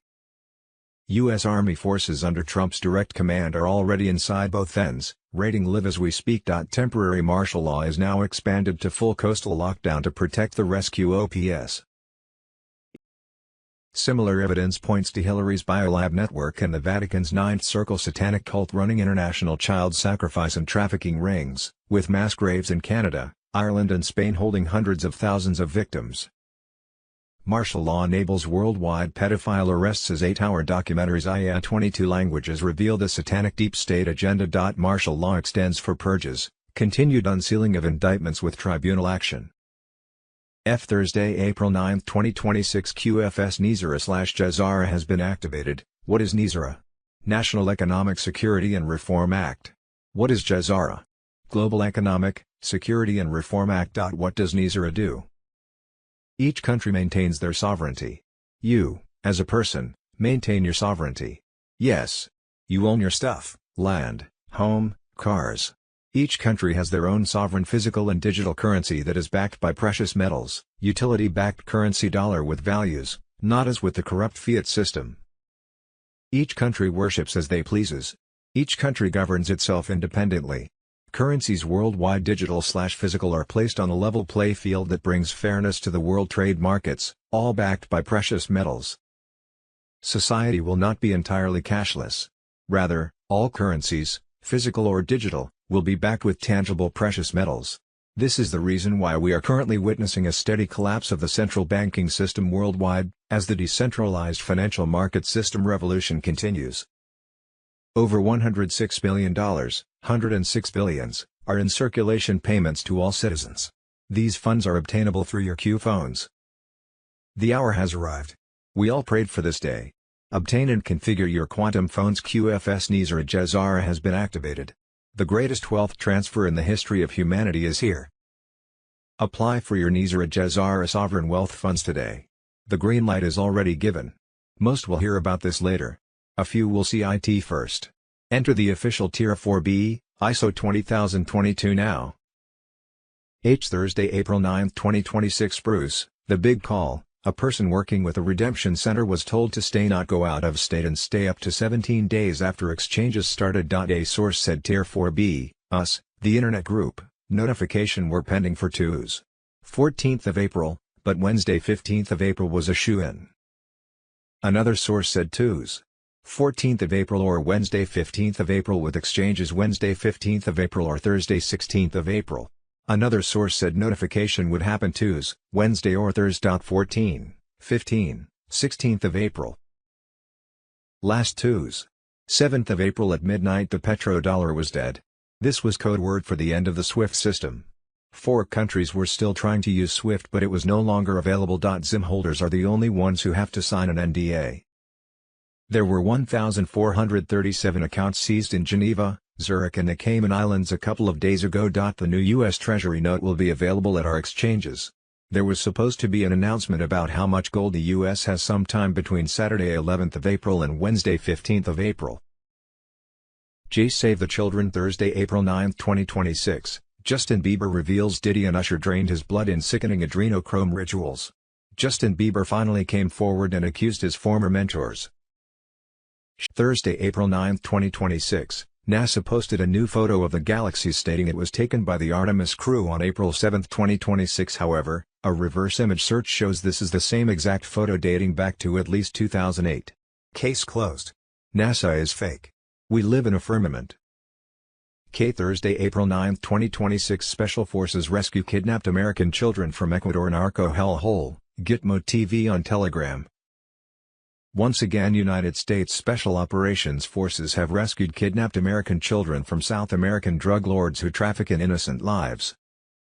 Late last night, elite Green Berets from the U.S. Army's 5th Special Forces Group stormed a remote heavily fortified cartel compound in southern Ecuador, freeing a dozen American children held captive for months in horrific conditions. The bold raid received personal approval from President Donald J. Trump following secure communications with Ecuadorian President Daniel Noboa. This mission underscores Trump's commitment to leave no child behind as he battles the forces preying on the vulnerable. Military sources with direct knowledge state 3 MH-6 Little Bird helicopters inserted the team deep in the jungle near the Colombian border, roughly 40 miles from Guayaquil. The target was the stronghold of the Los Caneros cartel, known for drugs extortion and child trafficking operations. Thursday, April 9, 2026, after a 68% error rate with mail-in ballots was found in the Michigan 2020 election, a forensic audit of Dominion voting machines by election experts was performed. The results were released by a judge that read, "We conclude that the Dominion voting system is intentionally and purposefully designed with inherent errors to create systemic fraud and influence election results. The system intentionally generates an enormously high number of ballot errors. The electronic ballots are then transferred for adjudication. The intentional errors lead to bulk adjudication of ballots with no oversight, no transparency, and no audit trail. This leads to voter or election fraud. Based on our study, we conclude that the Dominion voting system should not be used in Michigan. We further conclude that the results of Antrim County should not have been certified." Edward Snowden on Telegram. Thursday, April 9, 2026. Glenn Beck revealed he has documents showing a deliberate plan by Muslims in America, noting that New York City mosques grew from 84 in 2001 to over 400 today, yet Muslims still block streets and public parks for prayers. He said the Muslim Brotherhood took over many mosques, exploiting America's charitable nature, and that Americans were asked for help while a clear plan to expand influence was being laid out, fully documented in the materials he possesses. Thursday, April 9, 2026, breaking special report, the 2028 strategy, how the system is reorganizing to stop Vance and recapture Trump's America, a strategy already in motion, not a future scenario. Thursday, April 9, 2026, shadow government, Obama accused of secret NATO back channel as Trump resets America's global role, allegations of a parallel diplomatic network shake Washington.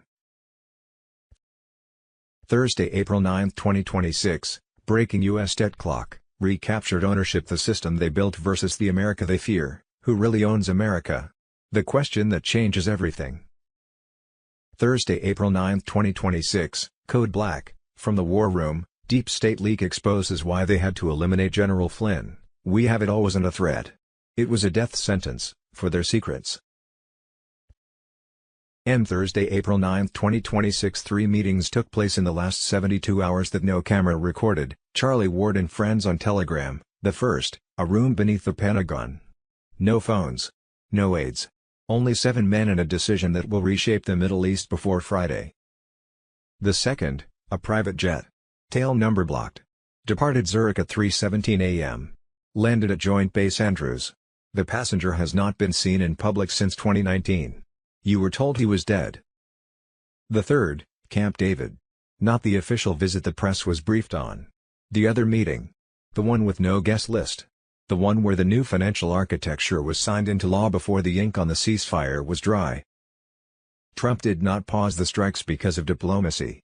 He paused them because the mission was already complete. The 5-day window is not for negotiations.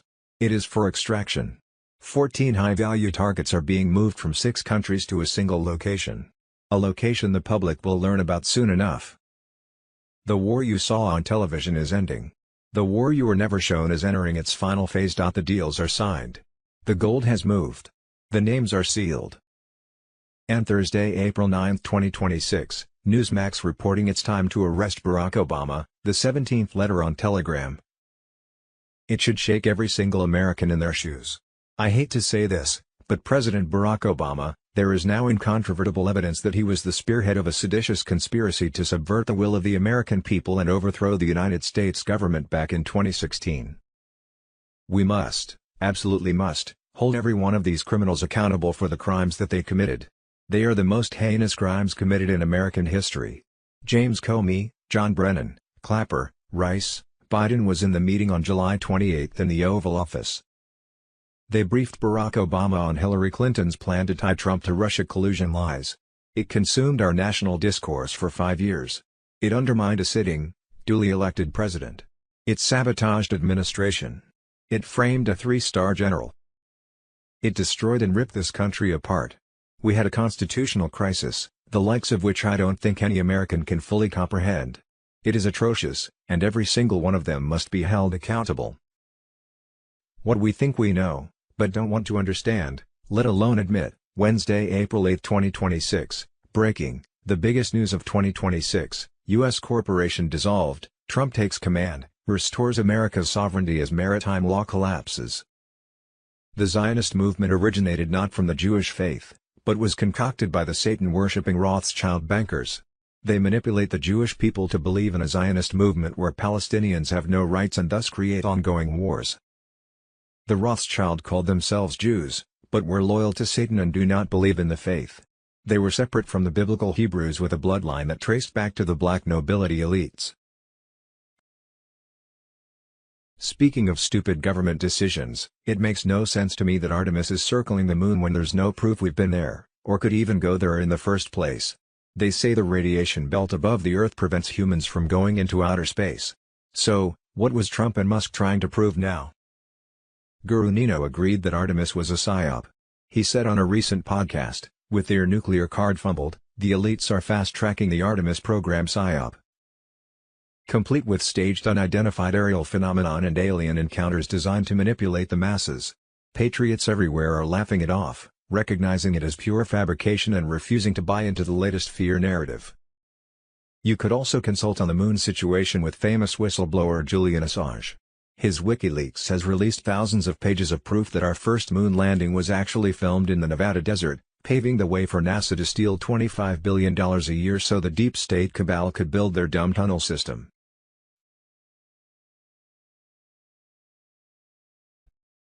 Wednesday, April 8, 2026, boom. Jim Caviezel drops a nuclear truth bomb, global trafficking networks, adrenochrome abuse, cartel corruption, and elite cover-ups.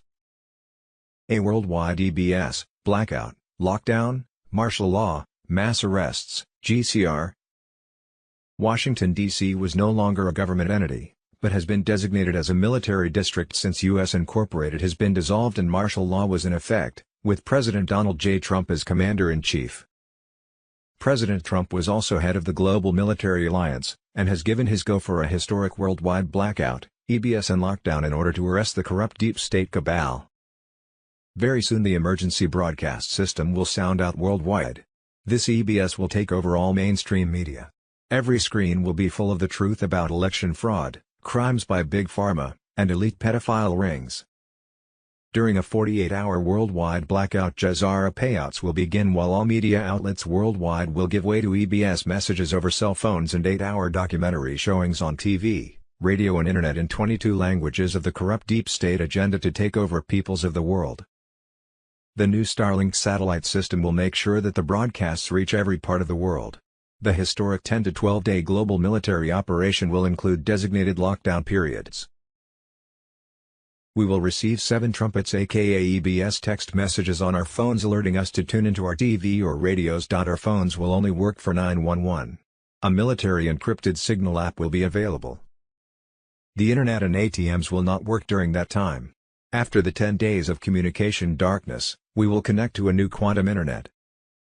People are urged to stock up on at least 3 weeks of food, cash and essentials. For years Trump's loyal soldiers have been getting ready by mapping out deep state underground tunnels and drug trafficking routes. White hat operators have already saved a lot of kids from these bad places. The deep state is in a panic because their empire is falling apart. Special forces will hit their targets, taking out corrupt billionaires and officials who are hiding in bunkers. Because of the changeover from fiat currency to the new gold/asset-backed global financial system, banks will be closed and ATMs won't work for a few days. Be ready with extra food, cash and essentials. Stockpiles of food and necessities were ready so that patriots won't have to go through any pain during this change. This operation will bring back real sovereignty. Under Nizara/Jazara, debts will be erased, borders will be protected, and the corrupt government will be destroyed. It's over for the Rothschild, Clintons, Gates, and their friends. It's the golden age. Stay on the line, patriots. We are winning the line in the battle. A new republic is born.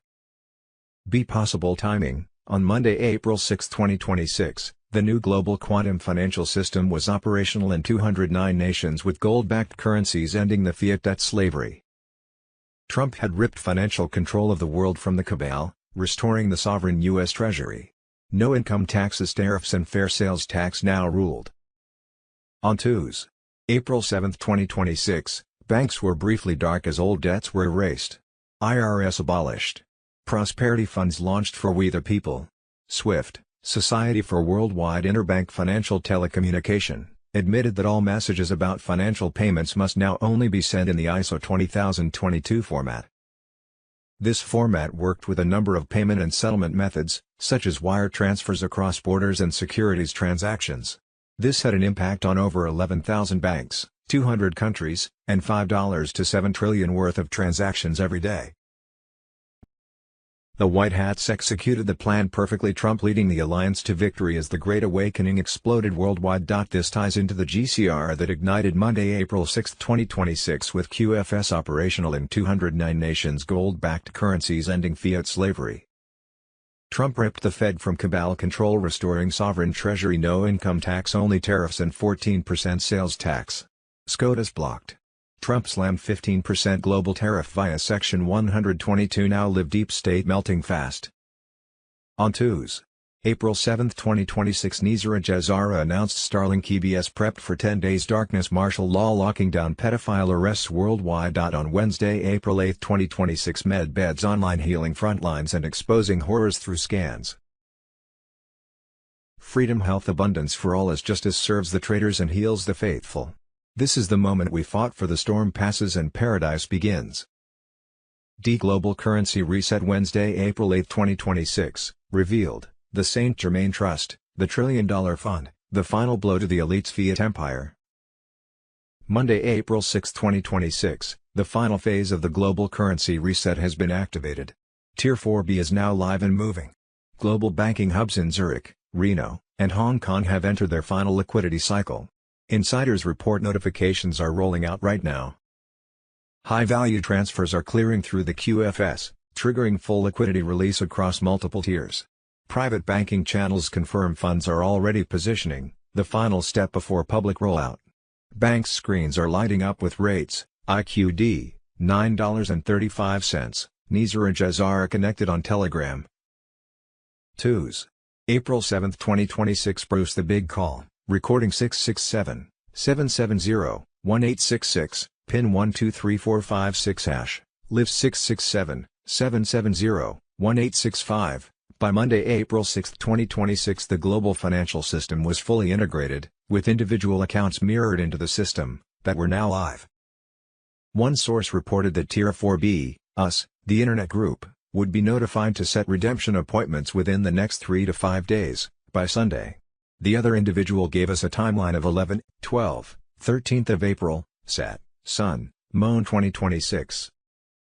Judy note, we have been told that Wells Fargo, which is controlled by the Chinese elders, the ones who own the gold behind the global currency reset, will send out emails to currency and bondholders worldwide telling them how to set redemption and exchange appointments.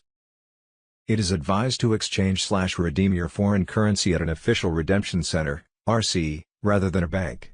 You can only redeem ZIM at RC, the dinar contract rate can only be given at RC, and banks will offer you lower exchange rates than what you can obtain at RC. You can only set up your new wallet, bank account, at RC.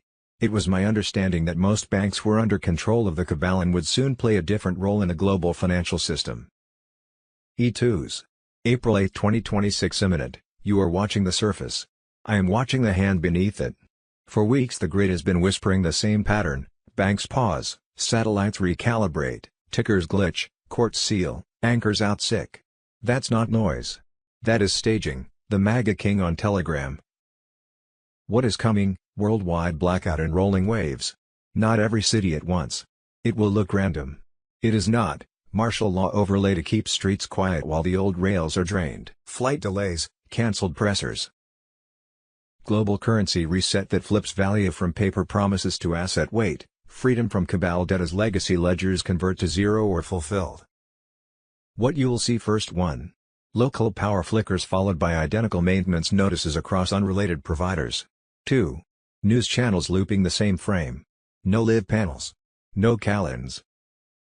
3. Payment apps timing out at login, then reopening with a new terms screen. 4. Airport boards that show on time while terminals are held at the gate. 5. A short tone on radio and TV, then a quiet screen. Do not panic. That is the bridge. What IT means: the blackout is the curtain so the crew can change the set. Martial law is the lock so no one runs the old tricks. The arrests are the receipts that everything you suspected was not only real, it was systemic. The currency reset is the power cord finally plugged into the right outlet. Debt freedom is the first breath after years underwater. How to move through IT. Charge devices now. Screenshot critical info. Keep one device in airplane mode. Turn off auto updates after the first tone. You do not need a surprise patch mid-sequence. Cash on hand for 72 hours. Water, light, calm, do not chase rumors. Markers will be simple in public. Markers I will post: market feeds that return data void for more than 6 minutes, government portals that show 888.88 or 0000.00 in place of numbers, the first tribunal docket timestamp. You will know the names: QFS wallet props that pair to biometric identity without SSN, Jazara credits labeled reconciliation or fulfilled. After, when screens return, balances will not look like yesterday. Student debt and revolving credit show closed. Mortgage entries say fulfilled or reconciled. Pension values float to a gold index instead of dollar inflation. You will feel the room change before you understand why. Do not let fear write the story for you. The cabal sold you a lifetime lease on your own future. That contract is about to be void. Stay here. I will call the markers as they land. If this channel goes quiet, it means the broadcast grid has taken custody and the sequence is live. Hold your position. Breathe. Watch the quiet. Guru Information and Intel F. Wednesday, April 8, 2026 bombshell. Trump destroys globalist Iran nuke plans while cabal pushes desperate alien psyops and bio-attacks on patriots in 2026. Gitmo TV on Telegram.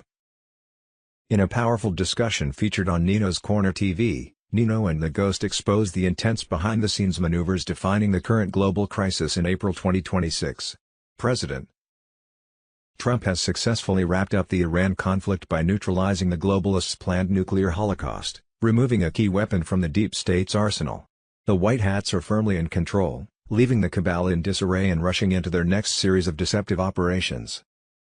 Evidence suggests Benjamin Netanyahu has been taken out or rendered incommunicado, as suspicious proof-of-life videos show clear glitches including distorted features and anomalous details. This shift paves the way for greater stability and the defeat of dark agendas in the region.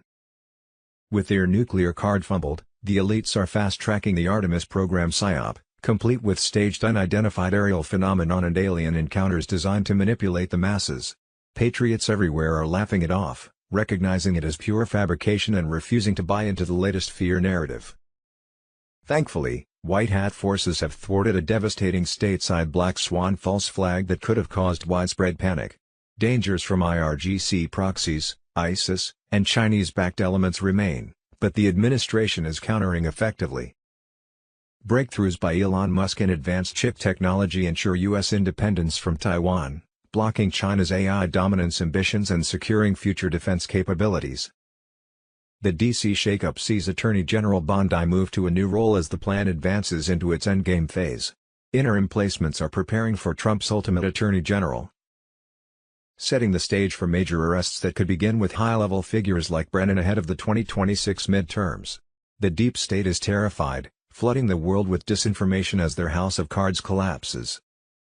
Alarming reports detail a new tuberculosis strain appearing in crucial swing states, aligning with elite discussions of an upcoming massive population reduction. Missing legacy nuclear devices from former Soviet stockpiles heighten the risk of dirty bomb false flags, but this administration will pursue those responsible with full force. The Princeton Noetics Project recorded extreme anomalies signaling an impending major event before going mysteriously offline, hinting that white hats may have again intervened at critical moments. With a National Day of Prayer scheduled for May 2026, the nation is called to unite in prayer and strength for the challenges ahead. The neocon era is over, and a new realignment of nations is unfolding, surprising many as truth prevails. Patriots, the storm is here and intensifying. Globalists are cornered, their satanic networks exposed from Vatican archives to elite banking families. Stay vigilant, stock up on essentials, discern the lies, and trust the plan.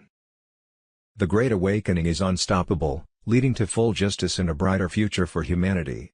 Trump has repeatedly outmaneuvered them, and victory draws near in this final battle against evil. G. Israel would be last. Q. 2s. April 7, 2026. Israel is not America's ally. Israel is not America's ally. 2s. April 7, 2026. A dedicated truth investigator explained how Zionist forces, separate from biblical Hebrews, originated from ancient bloodlines tied to the Rothschild and black nobility elites. These entities have manipulated events for centuries to establish their one world order through engineered conflicts and Hegelian dialectics. Israel operates effectively as America's 51st state in this grand scheme. Quantum connected on Telegram. 2s. April 7, 2026. Evidence suggests that Benjamin Netanyahu has been taken out or rendered incommunicado, as suspicious proof-of-life videos show clear glitches including distorted features and anomalous details. This shift paves the way for greater stability and the defeat of dark agendas in the region. On Monday, April 14, 2014, the Iqaluit court began its prosecution phase. 10 witnesses testified throughout the week. The witnesses were from Canada, the US, Argentina, Holland and the UK. Thanks to Catholic pressure, the Ninth Circle affiliated strongly with Nazi cultic groups that had close ties with the Waffen-SS during the 1930s and 40s. Pope Ratzinger became the first pope to resign his position. He did so the same week of his Iqaluit court guilty verdict for crimes against humanity. Pope Ratzinger's and 29 other global leaders' guilty verdicts were handed down by 6 judges from different countries. Monday, April 14, 2014. U.S., Canadian politicians joined global leaders. Wednesday, April 8, 2026. Special Forces rescue kidnapped American children from Ecuador narco hellhole. Edward Snowden on Telegram. J. What we think we know as of Thursday, April 9, 2026. Wednesday, April 8, 2026. Glenn Beck quotes President Trump on NATO and nations getting their own oil. Wednesday, April 8, 2026. Iran may nuke site and underground missile cities. We may have just knocked out whatever Iran was secretly stockpiling. In 2013, John McCain was caught on CNN openly admitting the U.S. was in Kyiv to orchestrate regime change in Ukraine, with Victoria Nuland overthrowing their elected president. They called it a peaceful transition while we now know it was billions in blood money for the CIA. Alex Jones. Wednesday, April 8, 2026. Chief Justice Roberts lived a week in Obama lawfare boss Norm Eisen's 150-room Czech palace. Eisen is the mastermind of the President Trump impeachments and endless lawfare.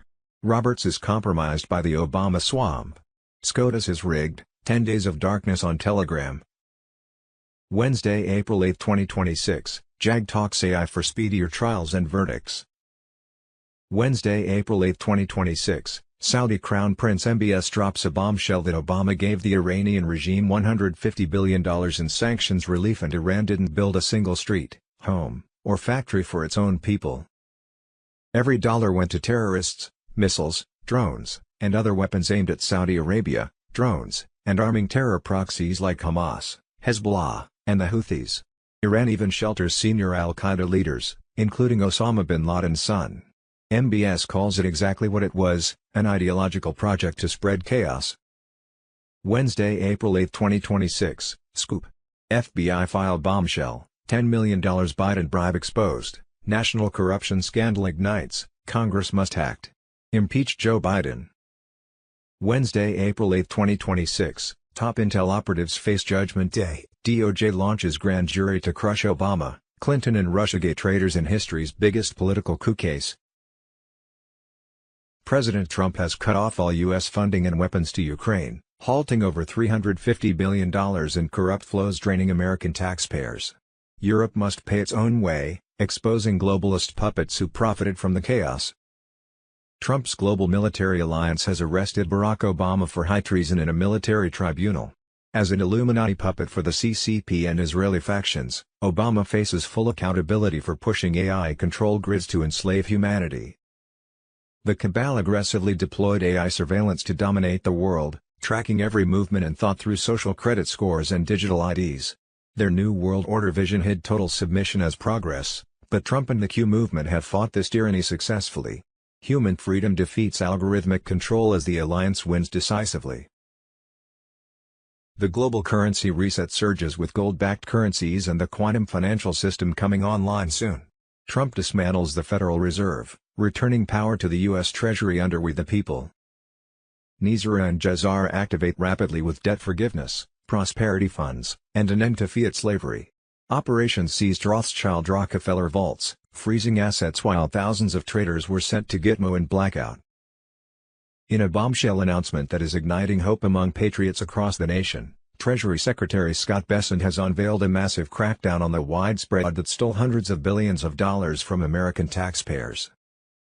This bold initiative under President Trump's leadership is set to expose the corrupt networks and recover the stolen funds.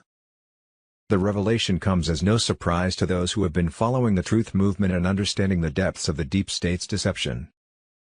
Secretary Bessent has made it clear that the scale of the fraud is enormous, pointing to systemic failures deliberately created during the previous Biden administration to allow billions to flow into the wrong hands. Fraud protections were stripped away, opening the floodgates for fraudsters and high-level insiders to exploit emergency programs. The money disappeared into black holes of corruption, possibly funding shadowy operations against the American people. Now, the Trump administration is fighting back with a powerful incentive program offering up to 30% rewards for information leading to the recovery of these misappropriated funds. This empowers everyday citizens and whistleblowers to step forward and reclaim what was stolen. It is an all-hands-on-deck effort to protect taxpayer money and restore accountability after years of unchecked abuse. This money was brazenly stolen from hard-working Americans and must be returned. This crackdown signals that the free ride for criminals in the system is over. The administration is tracking down every dollar and bringing those responsible to justice. Patriots are encouraged to come forward with information, knowing they can be rewarded while striking a blow against the cabal. The hunt for the stolen billions is underway, and truth and justice will prevail. Expect major revelations in the coming weeks that will shake the corrupt establishment. President Trump and his team are draining the swamp, making America great again by holding the thieves accountable. Wednesday, April 8, 2026, military sources confirm a subterranean EMF-shielded rail system connecting D.C., L.A., Denver, Geneva, Rome, and Antarctica, WANO 7 on Telegram. There were at least 1,400 of these DUMBS worldwide, 131 in the U.S. At least 2 underground bases were being built per year in the U.S. at the moment. The average depth of the bases were 4¼ miles underground, some shallower and some deeper. There were many of these bases worldwide, but here was small list: Dulce in New Mexico, Brecon Beacons in Wales, Los Alamos in Mexico, Pine Gap in Australia, the Snowy Mountains in Australia, the Nyala Range in Africa, west of Kindu in Africa. Next to the Libyan border in Egypt, Mount Blanc in Switzerland, Narvik in Scandinavia, Gotland Island in Sweden, and many other places including California, which was said to have the most dumb tunnels in the U.S. Since at least the end of World War II, the extensive worldwide network of dumbing have been financed, built and run by members of the Illuminati deep state cabal using U.S. taxpayer dollars funneled through a CIA black budget. Trump's global military alliance has been directing special forces from 22 nations to put an end to child trafficking and these dumb tunnels. Beginning in October 2019 and ongoing even today, the alliance has held coordinated raids on the massive network of tunnels and bioweapon labs across the world to rescue child victims.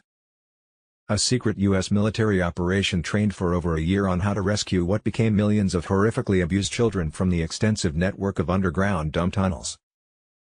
That ran across the US, Canada, Mexico, South America and then across the world. The first operation centered beneath major cities in New York, California, Florida, Washington, D.C. and Disney World in Florida. What we thought we knew, but didn't really know and now am supposed to know but don't have a clue. With clones, doubles, made-up movies Hollywood style and Trump's military alliance throwing more popcorn at us, it gets so confusing. Hello, everyone. It's Michael Jaco with Unleashing Intuition Secrets. So if you've been watching my show, and the question is, why is the Iran ceasefire deteriorating? You know that I've been talking about this for a long time. The only way these savages can be defeated is to go in and make sure they're all gone, all right? So there will have to be boots on the ground. They will have to be removed, right? As long as they're there, they're going to be, because savages do what savages do, all right? So, and we used to call them this, right? And not all of the Middle Easterners, of course, but the ones that were savages. So what is a savage? It's an adjective, not domesticated or cultivated, wild, not civilized, barbaric, very, very fitting, vicious or merciless, brutal. So why did Trump not do the strike yesterday?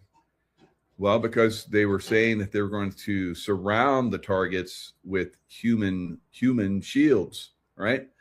So Trump had to find some kind of excuse not to do that, blow up innocent people. So he was like, oh, we've made a deal with them, all right? Last minute, they decided they were going to do this. And maybe there was something to that. I believe there probably was. And because they're savages. And they want to make you believe whatever you want to believe so they can get a little bit of an edge. And they feel that if they can get a little bit of an edge, they can kill more people, right? Because they're savages, right? And savages are not just in Iran. They're also in Beirut. They're also in Lebanon, in Palestine, in Iraq, right? Where I spent a lot of time in Iraq, and there were Iranian-backed savages there. Soleimani was the general, and he was killed by Trump in Iraq, right? So Iraq fomented, after we went in and liberated Iraq from Saddam Hussein, the Iranians started a civil war, right? And with help of the deep state, of course, because Iran is basically deep state.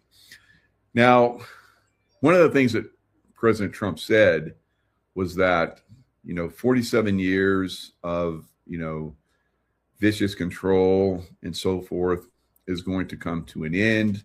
He was talking about last night, 8 o'clock Eastern time, but which is 8 o'clock Eastern time now. Did they start bombing Iran now? So the next day, no, we're not going to bomb them because they're we made a deal and they're opening up the Strait of Hormuz. Well, they shut it down. So if that's the case, that we're not going to bomb them because they opened the Strait of Hormuz or then the bombing should start, right?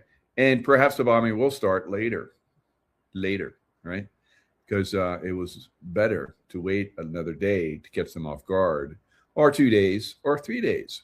The weekend always seems to be a good time to do this so that the markets can, not get hammered, right? Because people have a lot of money in the market, right? So the market goes down, people get a little antsy. So that's not what we want. So we'll probably see the strikes happen at some point, guys. Like I told you, you're dealing with savages, right? They're not going to deal, right? And the only way they deal is because they feel that there's an edge, and they're going to keep their strikes up. The only way to take out savages is to physically take them out, right? And that's the same around the world, whether it's in the U.S. Hello, right? So let's look at some savages now. I have talked about how, a lot of places in the Middle East, they have disregarded the feminine aspect, which is definitely going on in Iran. But the savages have savage women, and savage women make things even more savage, right? So let's look at some savage women that have come to America, right? And we have from the Middle East and from other areas, savage women that are doing savage things that need to be deported, right?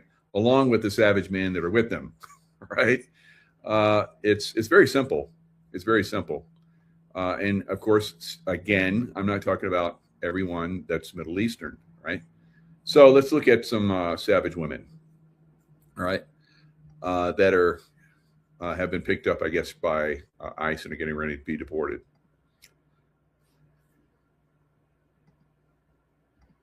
Commander who was killed during President Trump's first term are now in federal custody. So this is the wife, I guess, and the daughter of Soleimani, or maybe it's his daughter and the daughter's daughter. I'm not quite sure, but savage women, man. You're going to find out. Facing possible deportation.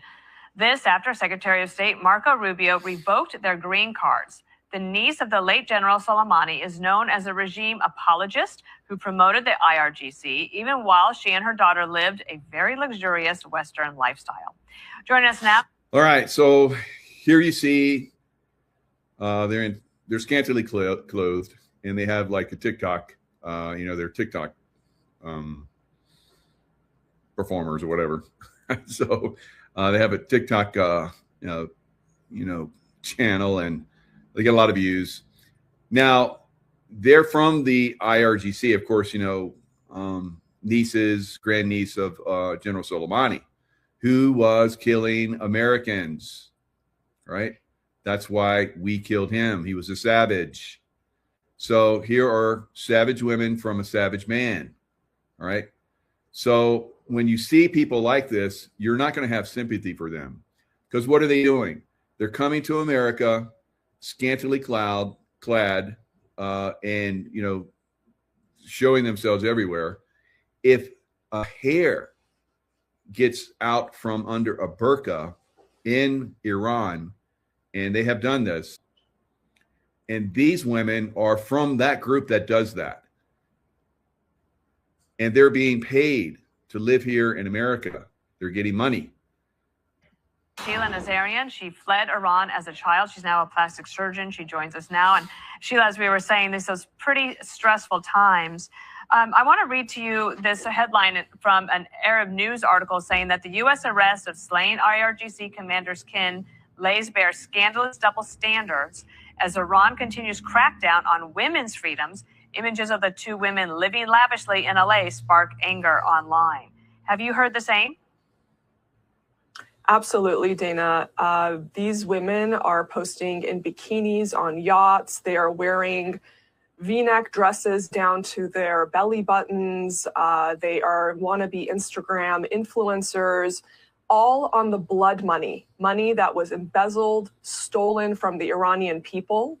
And there's thousands of them, Dana, not just two. There's thousands in the US and Canada and in London. And they are such hypocrites. You can show a few strands of hair in Iran, get 74 lashes. I've seen women kicked to the ground, kicked in their heads while on the ground for violating the hijab policy, much less these women showing, like, if you look at their Instagram, it's infuriating. They're on yachts, they're on helicopters, they're shopping on Rodeo Drive, half naked. And it's almost like, rules for thee, but not for me in full display. Sheila, the Department of Homeland Security said this about her, that her trips to Iran illustrate her asylum claims were fraudulent. If we have reason to believe a green card holder poses a threat to the U.S., the green card will be revoked. It's interesting that she would try to claim asylum. All right. So to add to this, she has said that America is the devil, right? And that we should be destroyed. Yet here she comes over and over again. She goes back to Iran, gets her, money dump or whatever, and then comes back to America, lives in LA, where it's like everybody that hates America lives in LA, it seems like, right? So not everybody in LA, of course, but a lot of people that go to LA hate America. It's like come to LA, you can hate America, and we'll make you a movie star, right? So this is what's going on. These savages, because they were saying they needed asylum, so they're working our laws, and if they get found under the Trump administration, they're going to get deported. So they are against America, openly against America, and you know, they're going to go. They're going to go back to Iran, and I don't know. It seems like at some point, Iran is going to go back to the people, right? Because these savages that are running Iran, I'm telling you, they're going to be removed, right? And when the people come back, and these little savage girls, ladies are still there, oh, buddy, it's not going to be good. We see that all the time, unfortunately, Dana, not just with these Iranian, elites' daughters, but we see it in the Somali community as well. My family claimed asylum and came here in 1986, and we have never returned, because if we do, while you see these Iranians or these Somalis vacation in the country that they're claiming asylum from. That is not a real asylum claim. If they were really afraid for their lives, they would not be vacationing in their home countries. We just had Brett Baer on, and he had spoken to President Trump just a few moments ago. And it looks like this 8 p.m. deadline, it's a very serious one. And I'm wondering if you could give us some perspective about how you and your family are thinking about this moment.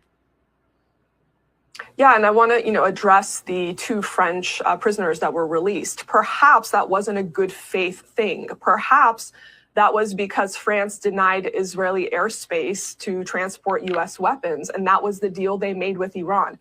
Dana, there is no good faith negotiations with this regime. This regime has shown for 47 years that they use negotiations as a stall tactic, as a delay tactic. All right, so we've been dealing with this, and we can say it's the very negative Iranian regime. But is it really? Yes, on one level it is, but on another level, it's also the city of London. All right. So the city of London has puppeted these people into those positions of power, guys. Right. You can look back in history. It was MI6 that deposed the prime minister of Iran, and then the Shah came in. They supported him, and then they supported the Khomeini, and they had a little revolution. Now we're talking about these people, these savage people that come here from Iran. Now the 444 days we had hostages in Iran, and there was like this one woman, they called her Screaming Mary. So Screaming Mary, later, she was one of the revolutionary students that was, part of, taking over our embassy, and on a daily basis in the press, she would be screaming, saying that if she was allowed, she would, her son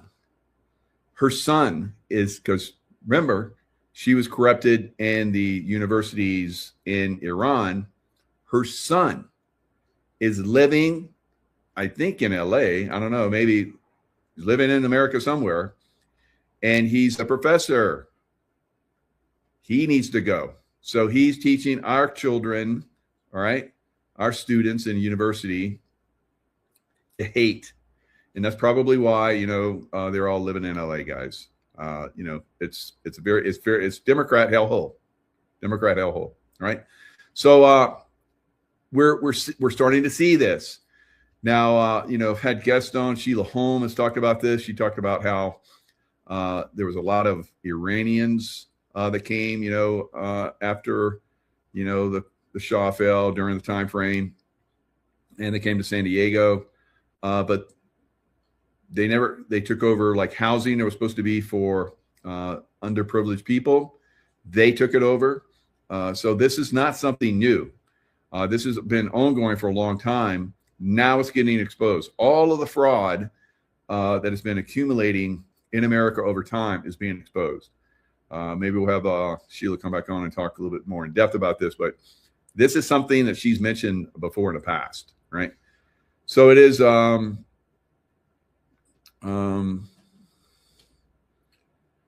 yeah, minions of the Crown Corp. Yep, absolutely. And as POTUS says, shitholes. Right? So that's right, Sully. So these are shitholes in America, right? And they're very similar to the shitholes that are in the Middle East because they have the same mindset, guys. It's very, very, very frustrating for someone that's seen this overseas. And now I see the enemy within, right? See the enemy within. So Canada, same thing. Come to Canada. No, don't go to Canada. No. Somebody's joking there, I hope. It's because Canada is worse than America and almost as bad, if not worse, in some places than the Middle East. All right, so now I've said that I believe that there is a moon. All right, I have memories, secret space program, and all kind of crazy stuff. So I have memories of being inside that object. That's the moon. It has a outer core that has lots of moon craters on it. It's not a real thing. It was manufactured, and inside it's hollow, and there's other civilizations in there. We have reached evidently a level where they're allowing us to see the dark side of the moon now, right? So the Artemis 2 that went around the moon, fantastic pictures are coming through. I told everybody, I said, I know a lot of you guys are doubters about the moon landings and so forth. I think that was disinformation recently that came out that said that it was all staged. I think they did have some staged events in case, there were some problems where maybe the astronauts got into some problems, whatever, right? So a lot of people, made comments about this over the years. Maybe some of them weren't real, some of them were. I don't know, but I have complete faith there is a moon, and we just flew around it, and we just had some really good pictures that came back from it. So I know a lot of people make comments. They have a strong belief in one area, so that it's not.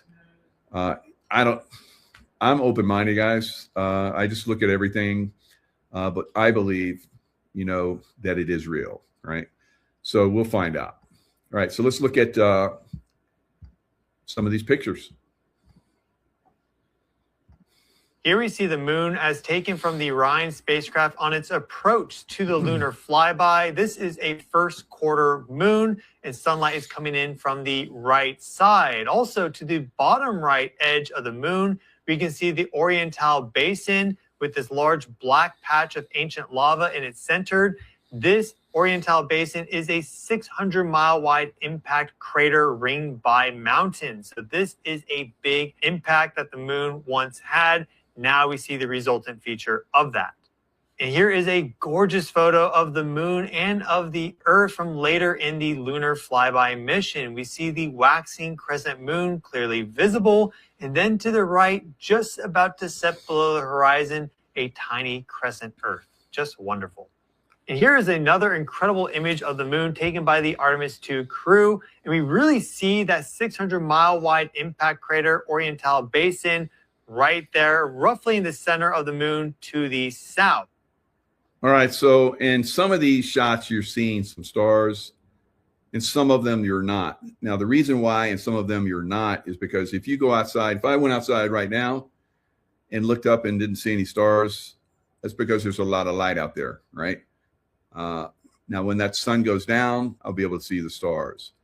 So on the dark side of the moon, they're able to see some of the stars, but still there's a lot of light coming from the sun. And here we can even see the different rings of the Oriental Basin, one of the moon's youngest and best preserved large impact craters. It is a quite dominant feature. You also see the other numerous impact craters littered across the surface. Again, because the moon effectively has no atmosphere, There's no wind or any sort of atmospheric phenomenon to disturb the features and to erode them over time. The only thing that would do that would be moonquakes. And the moon doesn't have moonquakes all that often. So we really see that the moon had a very dynamic past, and it's still dynamic to this day. There are some reports that the astronauts actually saw some impact flashes during their lunar flyby.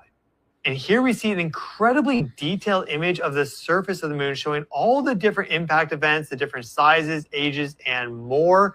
And of course, you see the Earth there setting below the horizon of the moon. So the surface of the moon is basically, it is made from like rock, and it's manufactured. It can be, created and, made round like it is that you see right there, round, not flat. Right. So as you're seeing in this picture, right, you're looking at the Earth. It looks round, doesn't it? Right. There's more to the Earth. We'll probably find that out. There's probably more to the flat and the round and the, different atmospheres and so forth. But here you see craters on the pretty much lifeless, created. I'm not going to say it's human created, but it was created by beings. And it's basically a satellite that was put into Earth's orbit to keep the Earth from losing its oceans and so forth. This happened during a solar, not a solar, but our solar system. There was a war in our solar system. We have kind of like what we've seen in Star Wars, where a planet killer came in and blasted one of our planets, and that's why we have the asteroid belt. So we got hit as well, and the moon was moved in to basically make sure that we didn't lose all of our atmosphere, right? So those are my thoughts on it, and agree with it or not, just be observant. Some of these things will play out, I think, in the future.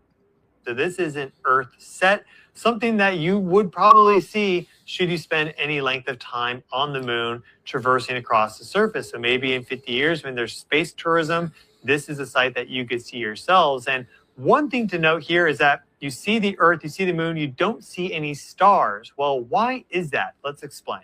Let's discuss why we're not seeing any stars in some of these photos. There should be stars in space, and of course there are.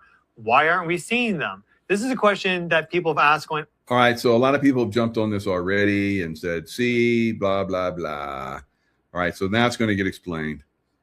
All the way back to the Apollo missions, there's still a lot of debate, you could say, around this, but it's a pretty simple explanation. So here we see a photo of the moon and of space. We see that the exposure time on this is only 1/1000th of a second, so 1 millisecond. So the camera opened up its shutter and exposed the sensor to light from its environment for 1 millisecond. Well, in space, there is a lot of light if you're near a star. For example, Earth's orbit, where we are, we receive 1,362 watts per square meter of total solar irradiance. This is all the wavelengths, all the frequencies of light being emitted by the sun. And while the moon is right in Earth's orbit, so it's receiving effectively the same amount all the time, just like we are. The majority of light from the sun, the light output, photonic output, photons, quanta of light, is ultraviolet, optical, and infrared. Optical is what we see. So there's a lot of visible light in our space environment. On Earth, we, of course, have daylight, which is when that visible light is hitting the planet. You also have the dark side of the Earth, where it's nighttime. There's always half the Earth in darkness. So that is where there's no light from the sun coming in, unless it's being reflected by the moon or Venus or Jupiter or whatever. And so during a full moon, you will get quite a lot of light because it is reflecting that solar light back to the dark side of the Earth. But if it's a new moon where the sun and the moon are basically close together in the sky, you're just having darkness. So now that the light level from the sun is greatly reduced, because light photons move in exact straight lines, they don't bend or anything, right? Then you get darkness and you can see the stars. Of course, you're not seeing the stars during the day. Have you ever gone out and looked up and seen stars in the day sky? No. Now, of course, we have an atmosphere, but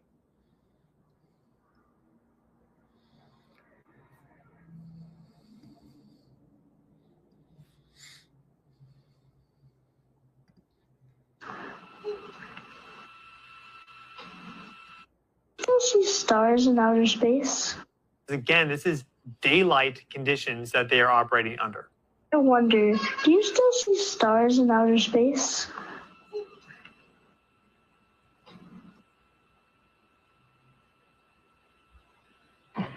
Yeah, I was actually just talking to my crewmates about that today. I've definitely seen stars in outer space, and I was saying I haven't seen as many as I thought I would. So, Reed?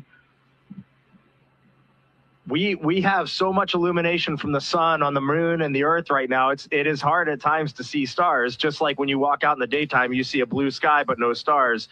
We look outside and we see the black space and no stars. But tonight we're going to be pointed into deep space, and we're going to turn out all the lights in the spacecraft for the first time on the mission. And if you give yourself about 20 or 30 minutes, we do this all the time on the International Space Station. Christina and I just have great fond memories of this.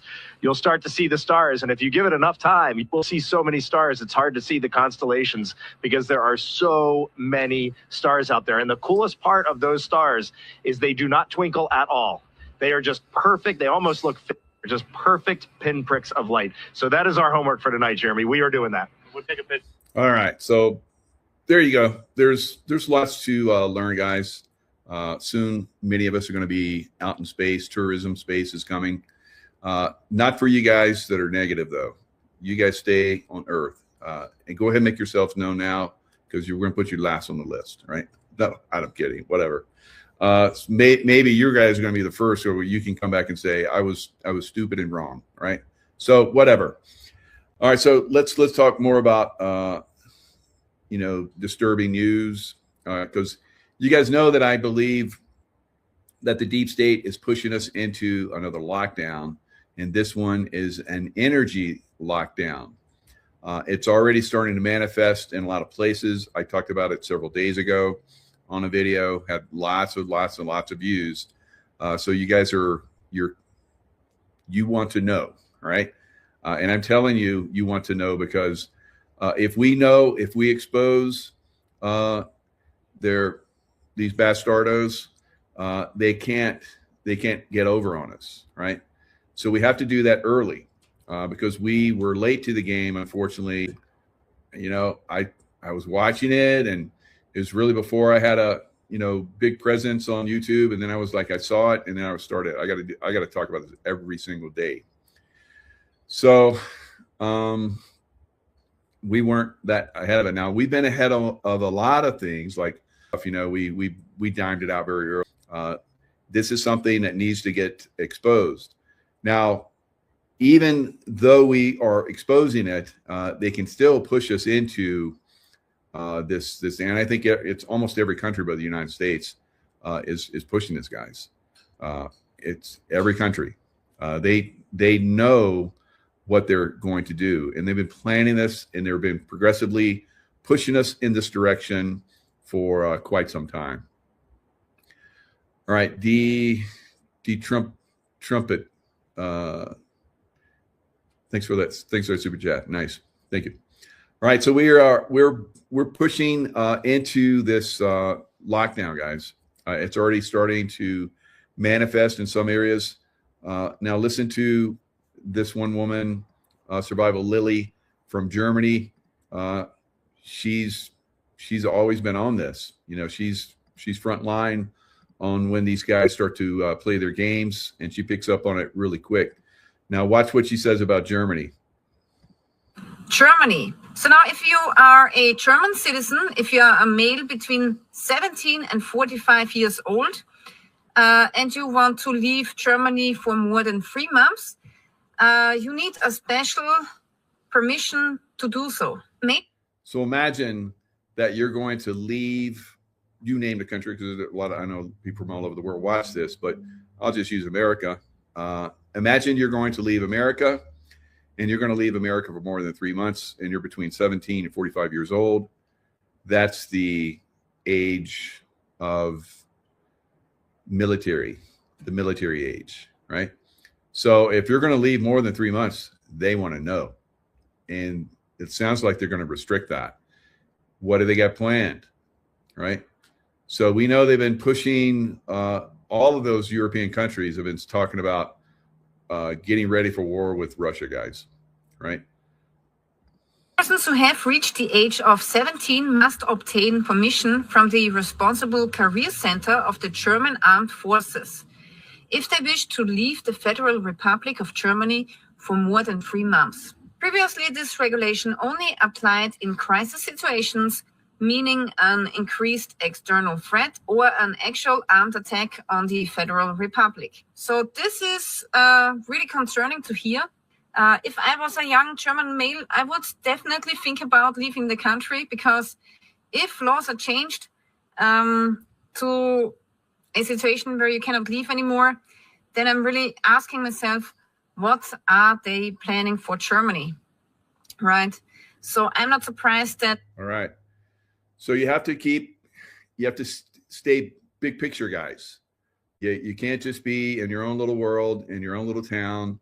You have to look at what's going on in the world, because that's going to give you an idea what might be coming for you in your country or the U.S., wherever, right?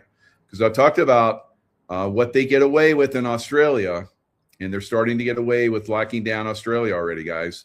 And food is starting to run out and so forth.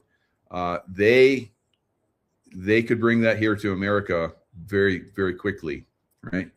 That's their plan. So we have to be very much aware of what these guys are doing. You know, I've been teaching you guys for 6 years now how to watch these signs.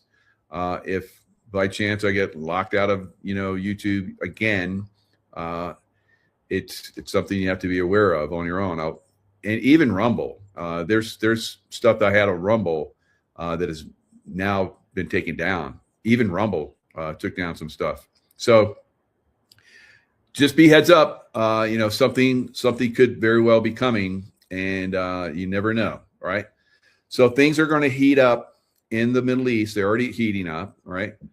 Trump came out with the ceasefire, and like I've been saying, I've been saying it for all this time, if they do a ceasefire, or agree to a ceasefire, it's so they can get themselves better positioned, right? Same thing with Ukraine, the Nazis in Ukraine, the Nazis in Iran. If they ask for a ceasefire, it's so they can better position themselves, get more ammo, get better positions, dig in deeper, move supplies around, so forth. This is what Iran absolutely did with this ceasefire. Now, you might be thinking, well, how can Trump be so easily fooled? Don't think that we're not doing something too, guys. All right, we're not, getting better targeting, getting more supplies of ourselves, moving people in a position that could do the ground invasion, which is coming, and so forth.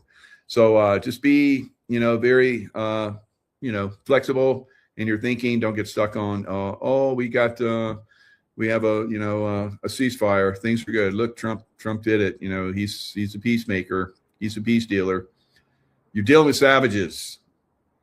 There's no peace with savages, guys. They have to be moved or eliminated, right? All right, so let's go a little bit deeper into this. It's already happening. It's been happening since the ceasefire.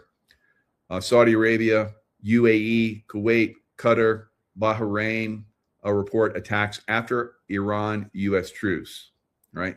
So I'm going to show you guys some videos in a little bit, but let's go ahead and look at this article real quick. It'll start us down the road. It didn't last long. Several strikes reported across the Gulf region hours after the U.S. and Iran announced a ceasefire for 2 weeks. All right, several Gulf nations have reported missile and drone attacks on their territories.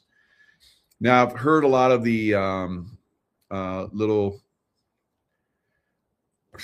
people that just want they can't believe they can't believe there's war, right?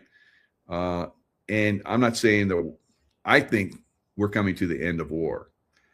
Remember, and some of you are like, oh, you don't know what you're talking about. Well, what happened during the lockdowns, right? Basically, we don't need to do war because we got these people, these dumbasses, completely on what we want them. The only way we usually get them to do anything is to take them to war. take us to war. You got a lot. Try it again. And that everybody needs. And you do, and girl, oil. And even in Germany, if you go deeper into Survival Lily's video that I was showing you guys, she talks about how they went in and they have like a coal mine, a large coal mine that could produce enough coal for all of Germany for 2 or 3 years. Just one coal mine. Guess what they did? They're flooding it. They're flooding it. So we know what they're doing, right? Remember the gas pipeline that came across from Russia that the Europeans and the U.S. blew up? That was back during Biden's time, of course. They blew it up and blamed it on like a Polish commercial diver, yeah, whatever.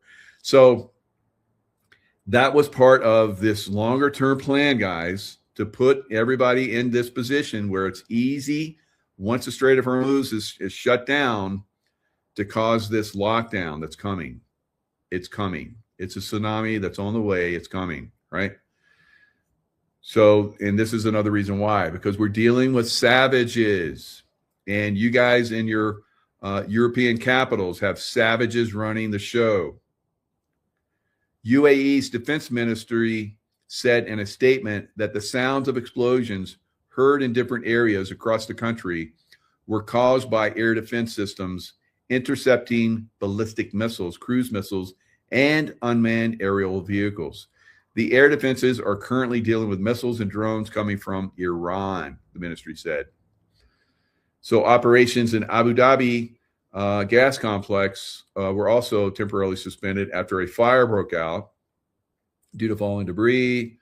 And Kuwait also said its air defenses were intercepting a wave of Iranian drones.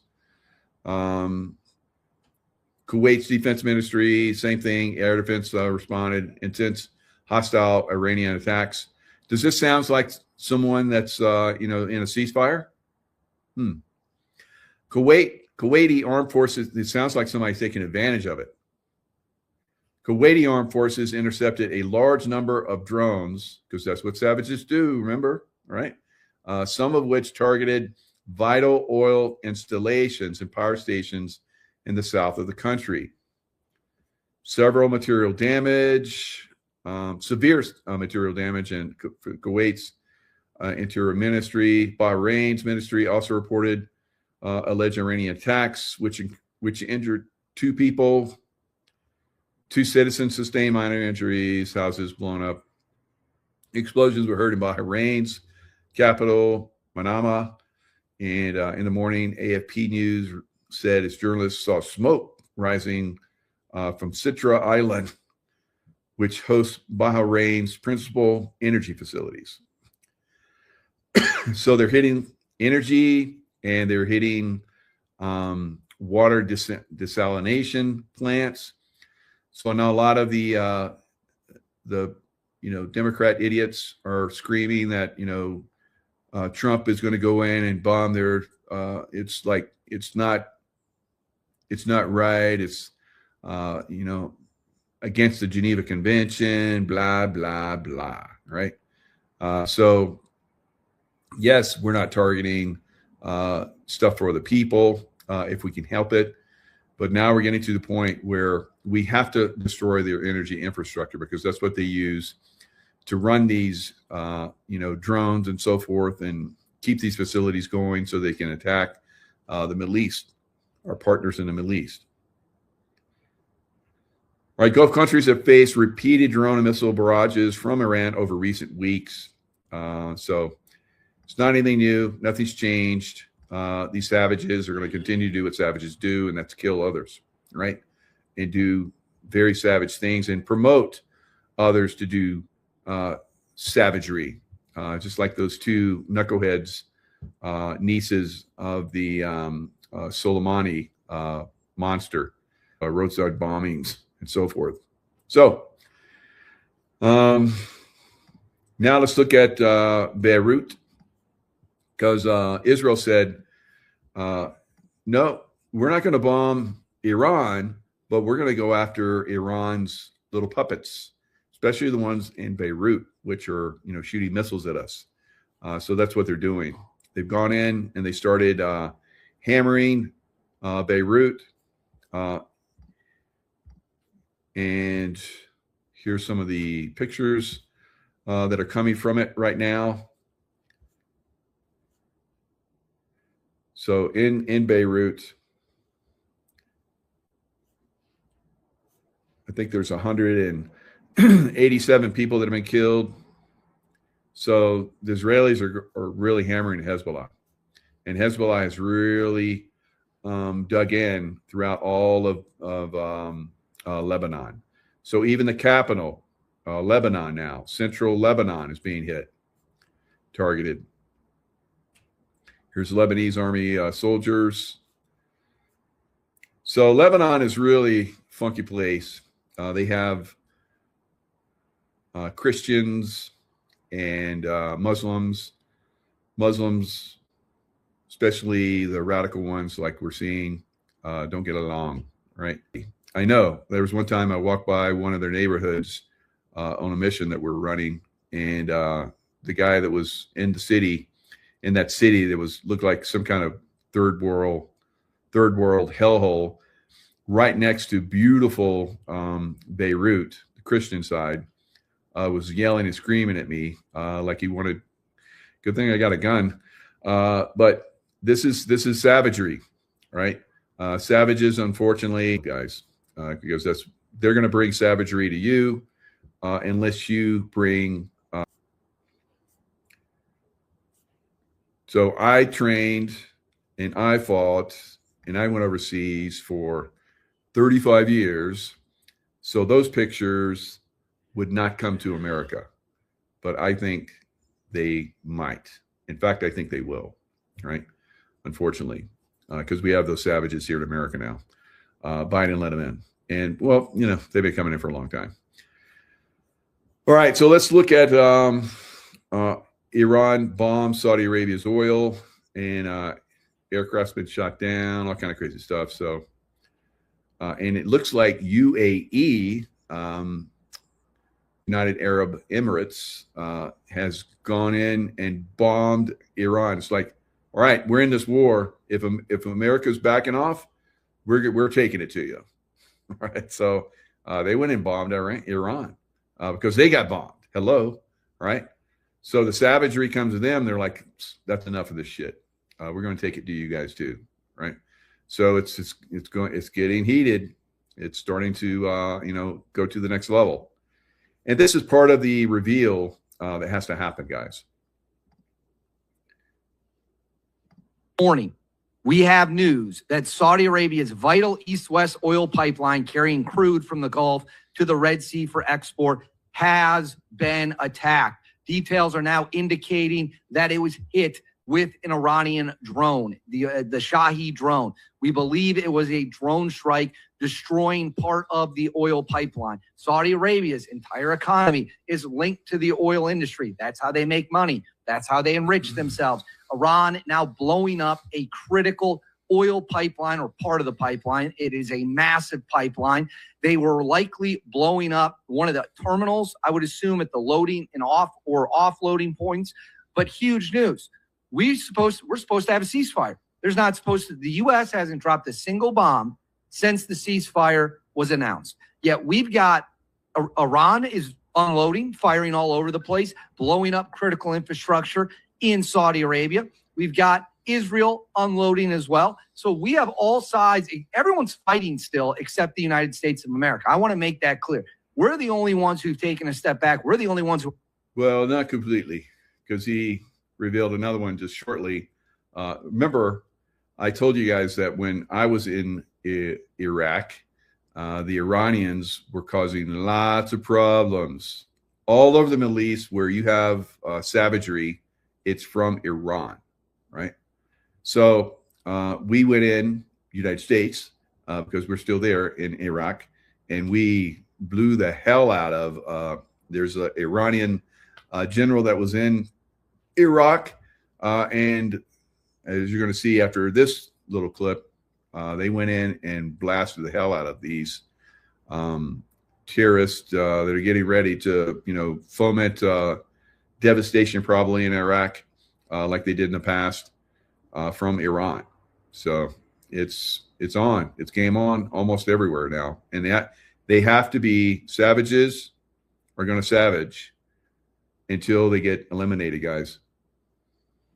Honoring the ceasefire, everyone else is cut and loose still. And on that point, the Kuwaitis, I'm going to put this on the screen right here. This is from an official Kuwaiti news outlet announcing their 3 power stations, so their energy infrastructure, and a water desalination plant has been attacked. So they are hitting water desalination and energy infrastructure in Kuwait, bombing whatever they can see, whatever they can hit. Again, this is today, April 8th. The ceasefire was announced on the night of April 6th. All right. So again, remember, this has been the argument of the liberal idiots that say that Trump is going to bomb their desalination plants. Well, Trump has not done that, but they are doing it. Because savages are going to savage until they're savaged out, right? And that doesn't mean to get tired of it. It's because they're no longer alive. Yesterday, and the attacks are not stopping. And now they are hitting bigger and bigger targets. So this situation is on the verge of, quite frankly, getting worse than what it was.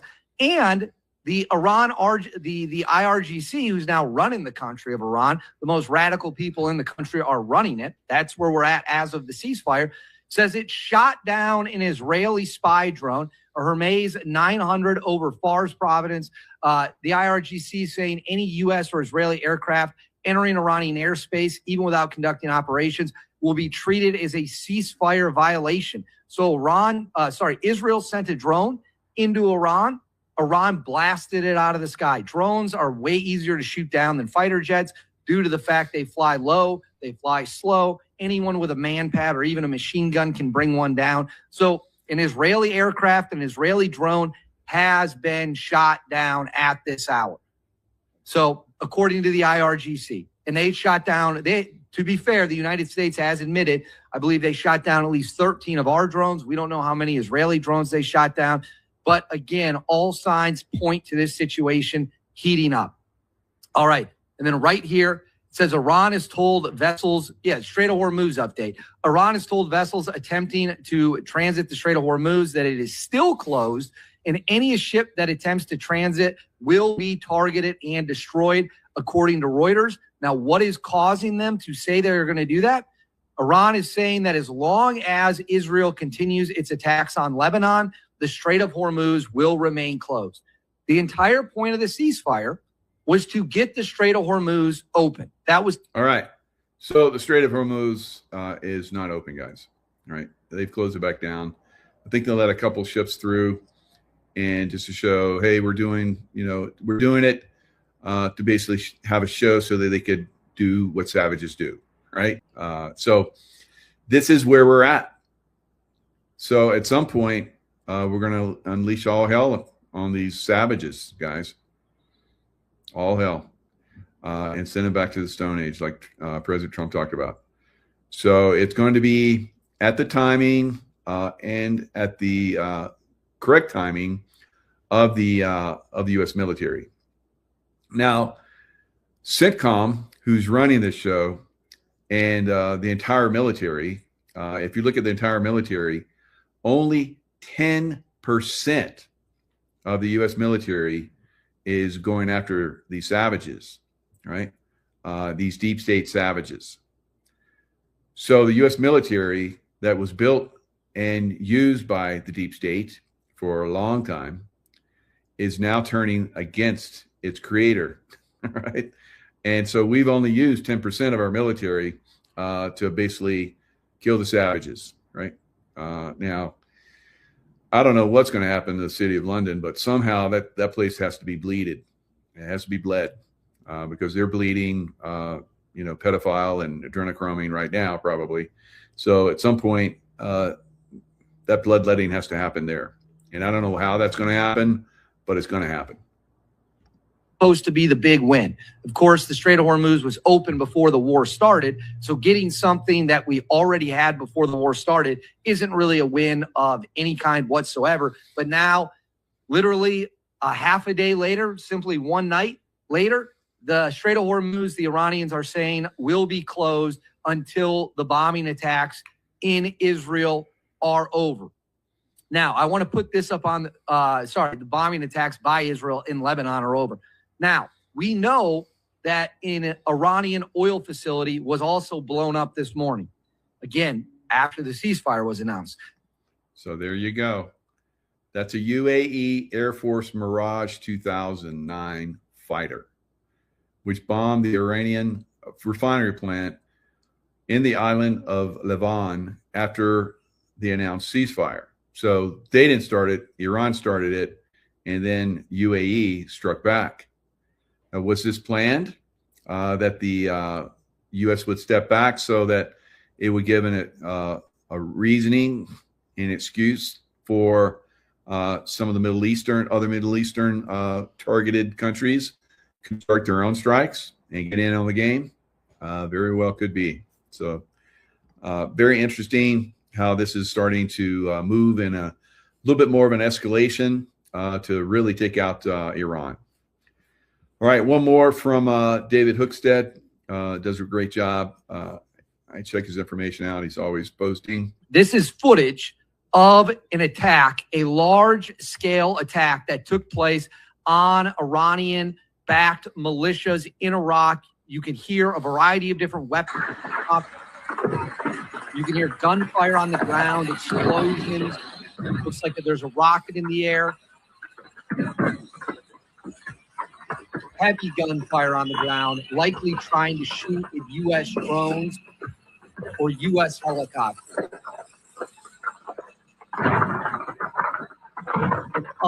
It's just wave after wave. I should just do it here. So that is footage of Iranian-backed militias getting absolutely crushed by the United States of America as this war continues. All right, guys. So 23 years ago, 2003 was when I was going into Iraq. Ambassador Bremer, protective detail, and these savages, we were fighting them all the time, right? And we were just barely escaping with our lives in some of these places. So mortared, I've talked about, my Archangel Michael experience during this time frame came from Iran. So we're still seeing 23 years later, this bullshit in Iraq from Iran. So how does it stop? The savages have to be completely eliminated, right? Or I should say, as we're in the ceasefire, now we're hitting targets in Iraq instead of Iran. So a lot of fluid things. This is more footage of the headquarters of the Popular Mobilization Forces. You can see a massive smoke cloud where their headquarters are, indicating that some kind of bomb was dropped on it. And then right here, more footage. This is over Baghdad. That's an American F-15 Strike Eagle in the air, scoping out the Iranian targets. You see it right there. Here you have helicopters, Black Hawk helicopters deploying flares. So what those little lights you see coming out, that is them deploying flares to avoid the Iranian-backed militias on the ground from shooting them down with heat-seeking weapons. Then right here, you can see more aircraft, helicopters coming in. You can't tell if that's a Black Hawk or an Apache gunship. Might be one of each. So we've got more helicopters in the air. And then right here, you see more U.S. aircraft on the move as they are looking for the Iranian-backed militia. So the ceasefire says we're not going to attack Iran. We have not attacked inside of Iran since the ceasefire happened. Israel has attacked Iran. It is believed an unknown other country bombed their oil facilities. There's been some speculation the UAE did it, but no country is taking credit for blowing up the Iranian oil facility. Iran obviously firing at a variety of targets in the region. At the explosions on the ground in Iraq as the attacks unfolded. So we got a lot of things going on. And all right. So we're basically, again, it's only 10%. This is not deep state activity military, which I can tell you would make this go on for on and on and on and on. This is basically coming in and finally going after the heart of this beast, the heart of this savage monster, right? So this is going to be eliminated. But its octopus arms have to be eliminated as well, right? So we've been fighting, the United States, and used to be some NATO countries, but not now. So I say we pull out of all the NATO. Or at least pull out of those places where they won't let us utilize our bases. All right. So there's I think Spain, Italy, maybe France. As you heard, France made a deal to free 2 of its captive soldiers or whatever that were there. Probably some I don't know, Foreign Legion guys. So they basically promised that they wouldn't let America use its bases. So all those countries that have done that, we should pull completely out of those countries tomorrow. All right? Make an example. We don't have to pull out of all of NATO, just the ones that have been extreme assholes like France, Italy, and Spain, right?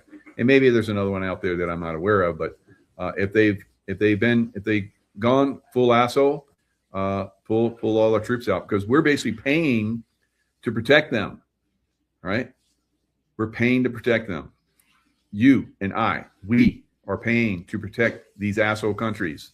Bullshit, right? Call your congressman and say, get the hell out of those countries that are not allowing us to go after these savages that are in Iran, so we can stop all this bullshit. So Iran shutters Strait of Hormuz again after accusing Israel, like you heard from one gentleman, because of Hezbollah. The president said, according to Landers, they were not included in the deal. This is president talking to Liz Landers, right? Donald Trump, when questioned about the Lebanon ceasefire status, because I guess Iran, part of their deal was you're going to not going to take out some of our octopus arms, right? And Trump is like, bullshit, right? And obviously Israel, who is our ally, and taking down the deep state little octopus, is helping us do that. So Landers then reportedly asked Trump whether he was okay with Israel continuing their strikes, to which the president said that it was part of the deal, before hanging up after being asked about his threat against Iran civilization. So, wise ass, deep state,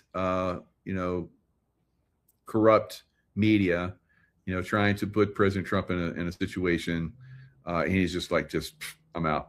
Trump did tell the New York Post that in-person talks with Iran would happen very soon, though he did not offer a specific time, and said that Vice President J.D. Vance might not attend due to security concerns. Right? So Lebanon criticized, of course they would, Israel's attack on X, calling the strikes barbaric. Right? Of course, they're savages, calling their savagery being taken down as barbaric. Right? So this is what they do. And then the liberal deep state press will pick that up and go, look, they're so barbaric, and stating that it proved Israel demonstrated their contempt for all international laws and norms. So it's okay for the Iran-backed terrorists to shoot missiles, which started this, into Israel. But Israel can't come and do the same thing and take out where all these missiles are located. That's against all international laws and norms, right? No. Shut up. Right? So, I mean, yeah, you can have opinion, but if your opinion's stupid, we're going to call it stupid, right? So it's a stupid opinion. Anyway, we have to be very careful with this, guys, with these some influencers that are out there that are exposing themselves, right? I call them MAGA infiltrators, right? Infiltrators that have been playing us for quite some time. And I'm going to talk about that here in a second. Now, let's look at marine traffic in that area, just so we can see, well, you know, maybe there's ships moving. Maybe this is all, you know, disinformation. Well, if we, you know, kind of zoom in on the Strait of Hormuz, looks to me like there's no ships going around the strait right there, right? There's a lot of ships that are still waiting to go. Now, this is basically, let's take some of these shipyards and ports out. These are all vessels that are out here, all right? There's a lot more. This is just showing a few. There's marinetraffic.org. You can go into these and you'll see thousands of ships on either side of the Strait of Hormuz and nothing in here moving, right? Because Iran said you can't do that, right? And these ships and these crews and these captains and these shipping companies don't want to lose, you know, millions and millions of dollars worth of, you know, crude oil or, you know, other stuff that they're carrying back and forth through that strait. Because a lot of those countries are hurting right now because they depend on the shipping to come in and offload tons of supplies, which hasn't been happening for almost a month now, probably over a month. All right, so let's go into these MAGA infiltrators. I've been kind of like, you know, talking about this for a little while. And so I was like, well, we'll just let people, you know, figure it out for themselves. All right. So here you go. All right. Tucker, you know, he grew up in a Democrat family pretty much. And they're kind of hippies, you know, they didn't like war and so forth. And he's kind of, you know, showing that side of himself. But he's gone full retard, in my opinion. Tucker Carlson urges U.S. officials to defy Trump on Iran orders. Say no, absolutely not. Right. Now, if he was in the U.S. government, that would be treasonous, right? Now, if we heard this from the lamestream press, it would be like, yep, that's part of what they do. And because they're the deep state. So what excuse does Tucker have now? Because I believe that Tucker is a MAGA infiltrator, right? Carlson comments come after the U.S. and Israel's aggressive bombing of Iran. And so Tucker Carlson says Trump is considering to use nukes against Iran. Did somebody inform you that? Or did somebody give you talking points like the CIA, which is he's already revealed that the CIA has, has interactions with him over time. So he publicly urges the U.S. military and Pentagon officials to actively defy Donald Trump and refuse orders if he attempts to launch nuclear weapons against Iran. It is the logic of escalation in this war because in some sense, Mark Levin is right. We are not going to open the straits with the United States Marine Corps, the 82nd Airborne, or the Tier 1 operators that everyone on cable news seems to know so much about. The Tier 1 operators, Tier 1. Just guys, like some of the best guys actually in America. It's a more real way to put it. they are not going to open the strait. And so unless somebody puts the brakes on right away, we're going to wind up in a place that we can't even imagine. Not just Iran, us and the rest of the world. And so that. All right. So on the other side of this, are people still going to follow Tucker Carlson once he's proven to be complete bullshitter, right? And asshole? Probably, right? Probably. Because, you know, some people just don't get it. They're going to follow these people until, I don't know, hell freezes over. So Denise DeSouza, a little frightening, but also exhilarating. It is important to recognize the people of Iran, cowering under the tyranny of the mullahs for half a century, support this. It is that twisted, brutish civilization that is imperiled, not the great civilization of ancient Persia. So it goes on to talk about that.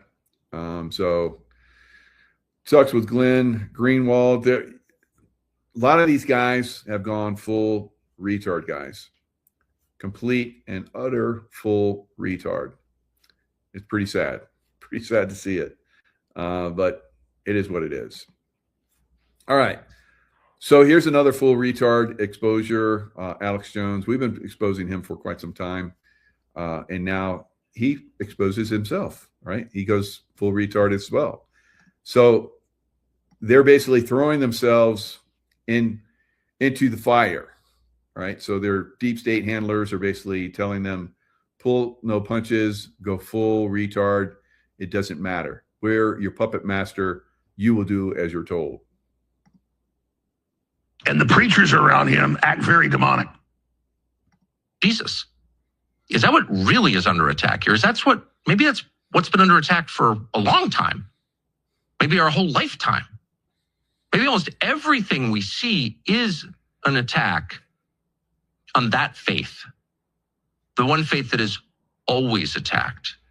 So he's basically saying that Trump is attacking Christianity, almost as if he's some kind of demonic, Luciferian type. Always and everywhere for 2,000 years. Many faiths have been attacked. Many religious people of different religions have been killed. What's been under attack for years? A long time. Maybe there's been only one sustained effort to exterminate a faith. The thing we see is an attack. Faith. Could that be part of it? The one faith that is possible that the president sees as always and everywhere for geostrategic terms, in military terms, in economic terms, got to open the strait. Okay. Is it possible the president sees this in bigger terms? And people go, Mr. Fuentes, there's too many of them. What are we going to do? I'm like, I told you not to vote for Trump. The Antichrist was on the ballot. They practically said, Antichrist 2024, Gog and Magog and Armageddon. Like, you voted for this.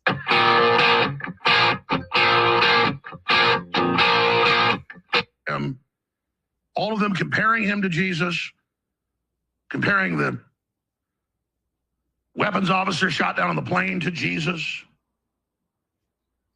I mean, this is cult. So he's basically talking about those of us that are MAGA supporters. So those of us that support Trump. Stuff. And it is an Antichrist spirit. The Bible tells us many times there are many Antichrists and an Antichrist spirit. And I don't think Trump's a devil worshiper. I don't think he gets on his knees and prays the devil. I think he's under a demonic spell. And the preachers around him act very demonic. All right. So, in another, like a day or so ago, I was going to publish that, but I'm like, okay, let's see how far these guys go before I really pounce on them. He basically came out and said that same thing as Tucker Carlson said. So they must all be getting the same marching orders. He said that, people should disobey Trump as well. And he even went so far, he was with a guest. I don't know who his guest was, but his guest was like of the same opinion that people should tackle Trump and basically take him away and make him believe that he's still involved somewhere else. It was like very bizarre, right? So I've seen this type of stuff happen overseas, the Mockingbird media stuff. So it is going extreme retard, and it's probably going to go further until he basically wipes out all his audience, right? Because that's where they're taking this. He's under a delusion that he's the savior. No, the Antichrist knows he's the Antichrist, but there are many that come in the form precursors of the Antichrist. Just like you have Abraham, and then you have David, then you have Jesus. And it's the same repeat. Well, you have that with the Antichrist. But definitely this type of activity is ushering in Antichrist type behavior. The Iranians think they're triggering the return of the Mahdi, or the final Messiah. A bunch of sects of the Jews think that and say that everywhere. And the Christian evangelicals, the dispensationalists, believe that. All right. So we're pretty much going full retard there with Alex Jones, guys. So it's up to you guys if you're still following, people like that, Tucker Carlson, several others out there that have gone, in my opinion, full retard. And that's probably because of their deep state puppet masters, right? Differing opinion. You can follow them if you want. It's just, you're going down a dark road if you do. It's up to you. But again, we're going to see more and more of these people reveal themselves, as time goes on. And this is a no-go land, all right? We're hearing from these people that are doing that. And how do you handle that? Turn them off. You don't follow them anymore. You don't support them anymore. All right. And if you see them somewhere, give them the thumbs down or, whatever. But these guys are obviously, given directions. I've been seeing it leaking through over time. Many of us have been, pointing it out. I don't really do it as much as I felt impelled to do in the beginning, because these people are going to have their followers, and their followers are going to attack you, and it's just not worth it, right? And who knows, maybe because I'm pointing this out, I'll probably get attacked by some of their followers. So, but I mean, you choose. That's kind of where I'm at right now. You decide if you want to follow that line, or just look like me. I just kind of look at it and go, wow, how far out there are they going to go? Because I've seen this happen in a lot of times, a lot of places, right? Seen the same pattern, right? You get people like that. They get followings. They build up a following, and then they strike, right? So these guys are striking now. And I don't know. Maybe Trump is already, because Trump, he's a master at hammering these people. I mean, I can't hammer him like he does. He's brilliant at it, right? So we probably, if he hasn't already, we're probably going to hear from Trump and say, this person, but he's got a job to do right now. He's got a job of taking down one of the most powerful at one time, most powerful deep state armies in the world.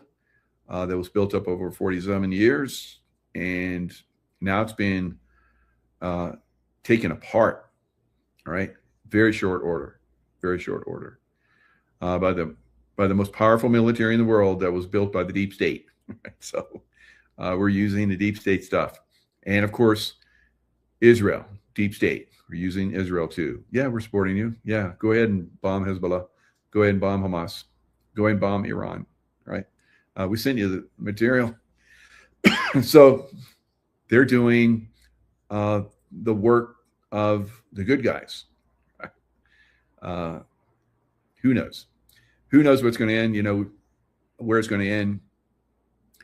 But, I thought that, okay, maybe this is it. But I'm like, I don't think so. You know, like I've said, I've dealt with these savages, and like I keep saying, Tucker will make you believe that, you know, right? So I can tell you, there wasn't a lot of death when we went into Iraq, right? And it would blow you away how many savages. Same thing in Afghanistan, same thing in Pakistan, right? And very few, you know, the ones that did happen were coordinated and promoted and made possible by the deep state, unfortunately. And maybe they didn't happen, like Extortion 17, SEAL Team 6, Gold Squadron guys that went down Afghanistan, right? Did they all go down? Were they stopped out? I don't know. But I've had people that have said that they're still alive. I don't know. I talked about it early on, and I had some very interesting people that I used to work with in the SEAL teams contact me and dissuade me from talking about that. So I was like, okay, I'll leave that one alone for now. So we'll see, guys. I think that the deep state, you know, in all its ways, throughout our military, throughout the militaries of you know, Europe and so forth, because I think there's good guys that are in operations in a lot throughout Europe as well. So maybe you know, we won't pull the NATO bases because we'll need them to basically take down the deep state in all those countries. I don't know. So, we're going to find out. We're going to find out, you know, just how deep down this rabbit hole we need to go to eliminate all the deep state. It could take years. Many of us talked about this for a while. It could take years, right? So, because think about that. Think about, you know, how these savages, you know, in the Middle East have infiltrated, not just in, you know, Palestine, not just in Lebanon, but also in Yemen and in Afghanistan and in Pakistan and so a lot of other places, guys. So they have to be eliminated. They have to be removed. They have to be plucked. It's going to take time, but it will happen. And hopefully within the next couple of years, because it makes it easier when you got somebody that, you know, has full backing of the good guy military as we're cleaning out the bad guys. Because they had to get rid of 20 more generals, and I don't know, maybe some admirals too, just recently from the military roles, right? Pete Hegseth. And so where do they come from? They were put in there during the 4 years that Biden was there, guys, right? And they have to be removed. All right. Lots of love. Stay in the love vibration. We're going to see this thing, you know, play out, how it's going to play out. But we win. We will win. We always win. And it doesn't matter what Tucker Carlson or Alex Jones say, we will win. And Trump is not the Antichrist. So, all right, lots of love.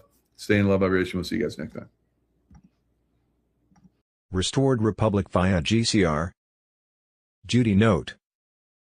A Monday, August 10, 2026 Emergency Broadcast System activated. Emergency Broadcast System on Telegram. As of 12:01 a.m. EST Monday 10th of August, the Quantum Financial System was fully synchronized with NISARA/JAZARA protocols. The White House has initiated the final phase. EBS signals were now active across the Starlink satellite system, bypassing all mainstream channels. Mass arrests of deep state operatives were ongoing. High-profile figures were detained under military tribunals. The cabal's last effort to stop the Great Awakening has failed. 10 days of darkness were imminent to protect the public while truth was delivered through EBS broadcasts. Trump's global military alliance was in control. Gold-backed currencies were active. Debt jubilee initiated. Humanitarian funds were being released to the people. Prepare your spiritual armor. Stock up on water, food, batteries and prayer. This is the final battle between light and darkness, and light prevails. God wins. Trump wins. We the people win. B2s. April 7, 2026. The NISARA announcement was imminent, the official start of the new system and end of the old world structure. John F. Kennedy Jr. on Telegram. Worldwide EBS announcements will follow. All screens, all channels will air full disclosure and sequenced documentaries to awaken the masses. A temporary global lockdown window will secure the broadcast phase where truth will be delivered without interruption. The quantum financial system is already active. Global trust funds and seized cabal assets have been moved into quantum ledgers for return to the people. Central banks have been migrated. ISO 20022 is live. All transactions are traceable. Corruption has no place to hide. C2s. April 7, 2026. Prepare for a 10 to 12-day global lockdown under martial law. Beginning very soon. Military to distribute provisions where needed. Trump QFS Center ISO 20022 on Telegram. Patriots around the world are on high alert as the White Hats prepare for a 10 to 12-day global lockdown under martial law beginning very soon in April 2026. Military forces stand ready to distribute food, water and essential provisions where needed as air and rail travel suspends, ensuring security during mass arrests of corrupt elites. President Trump has given the final approval for this historic strike, with the alliance already surging arrests of thousands of powerful figures involved in trafficking and corruption. Barack Obama and other key cabal members now face federal investigations. A massive worldwide blackout precedes the emergency broadcast system activation, overriding all devices with undeniable truths. Revelations expose election fraud, elite pedophile rings, big pharma crimes and satanic rituals performed in hidden tunnels. The quantum financial system activates, replacing the failing fiat empire with gold-backed Nizar-Jazara laws, erasing all illegitimate debt, sending the IRS and releasing prosperity funds directly to we the people. Under temporary martial law during the lockdown, special forces execute precise arrests of hiding billionaires and officials. The EBS broadcasts non-stop for days, delivering documentary disclosures that dismantle old systems of government finance, education and health. Starlink secures global communications, ensuring the Great Awakening reaches every patriot as the new republic rises. This is the storm Quanons have awaited, delivering justice for trafficked children and total victory over darkness.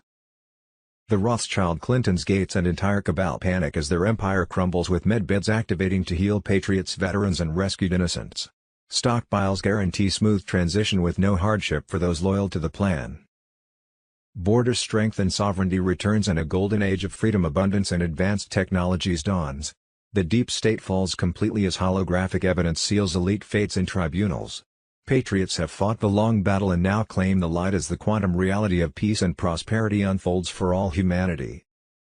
The time of the Great Awakening peaks, with divine justice unfolding exactly as planned. Stay strong, warn loved ones and embrace the new era where we the people triumph. God bless America and patriots worldwide in this monumental shift to true freedom and sovereignty.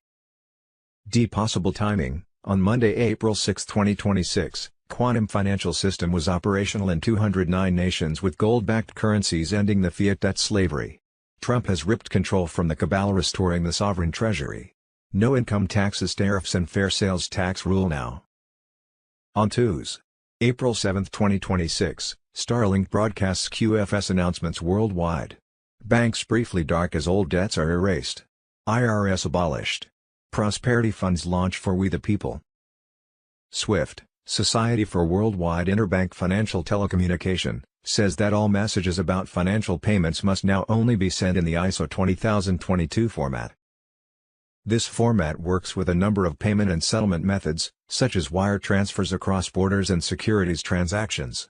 This has an impact on over 11,000 banks, 200 countries, and $5 to $7 trillion worth of transactions every day. On Wednesday, Global Currency Reset. Monday, April 6, 2026, the final phase of the Global Currency Reset has been activated. Tier 4B is now live and moving. Global banking hubs in Zurich, Reno, and Hong Kong have entered their final liquidity cycle. Insiders report notifications are rolling out right now. High-value transfers are clearing through the QFS, triggering full liquidity release across multiple tiers. Private banking channels confirm funds are already positioning, the final step before public rollout. Banks' screens are lighting up with rates: IQD, $9.35, VND, $5.89, Nizar-Jazara connected on Telegram. Tuesday, April 7, 2026. Bruce the Big Call. On Monday, 6, 2026, the global financial system was fully integrated and individual accounts were mirrored into the system and were now live. We would be told how much gold the U.S. has between April 11th to 15th, Saturday to Wednesday, in conjunction with the worth of the new U.S. notes. The conflict in Iran would not affect when Tier 4B would start exchanges. Two different sources reported different deadlines. One source said Tier 4B, us, the Internet group, would get notified to set redemption appointments within the next 3 to 5 days, by Sunday. The other individual gave us a timeline of 11,12, 13th of April, Sat, Sun, Moon. The PM of Iraq would be seated on Sat. April 11, 2026. We would be notified of the PM of Iraq on Moon. April 13, 2026. F. U.S. Economic Structure. Wednesday, June 10, 2026 was the lock-in date for the new 50 state credit union banks. Based on gold/asset-backed monies, the system prioritizes accessibility and local empowerment while minimizing systemic burden. Interest rates were between 0% and 3%, which dramatically reduced the cost of borrowing. It has an economic footprint of only 4% of GDP, suggesting a lighter systemic load, has zero income and property taxes, emphasizing financial relief at the individual level, and enjoyed a foundation of direct ownership of we the people, reinforcing decentralization. 2s. April 7, 2026, breaking U.S. debt clock, interest, for good or evil. U.S. debt clock exposes two systems, two futures for America. The present Federal Reserve System using the fiat U.S. dollar has been driven by scale, complexity and cost, where the burden shifted increasingly toward the population, and with interest rates ranging from 6% to 24%, significantly increasing long-term debt exposure. It has an economic reach of up to 20% of GDP, indicating a heavier systemic footprint. It promoted income taxation between 10% and 37%, reinforcing continuous extraction.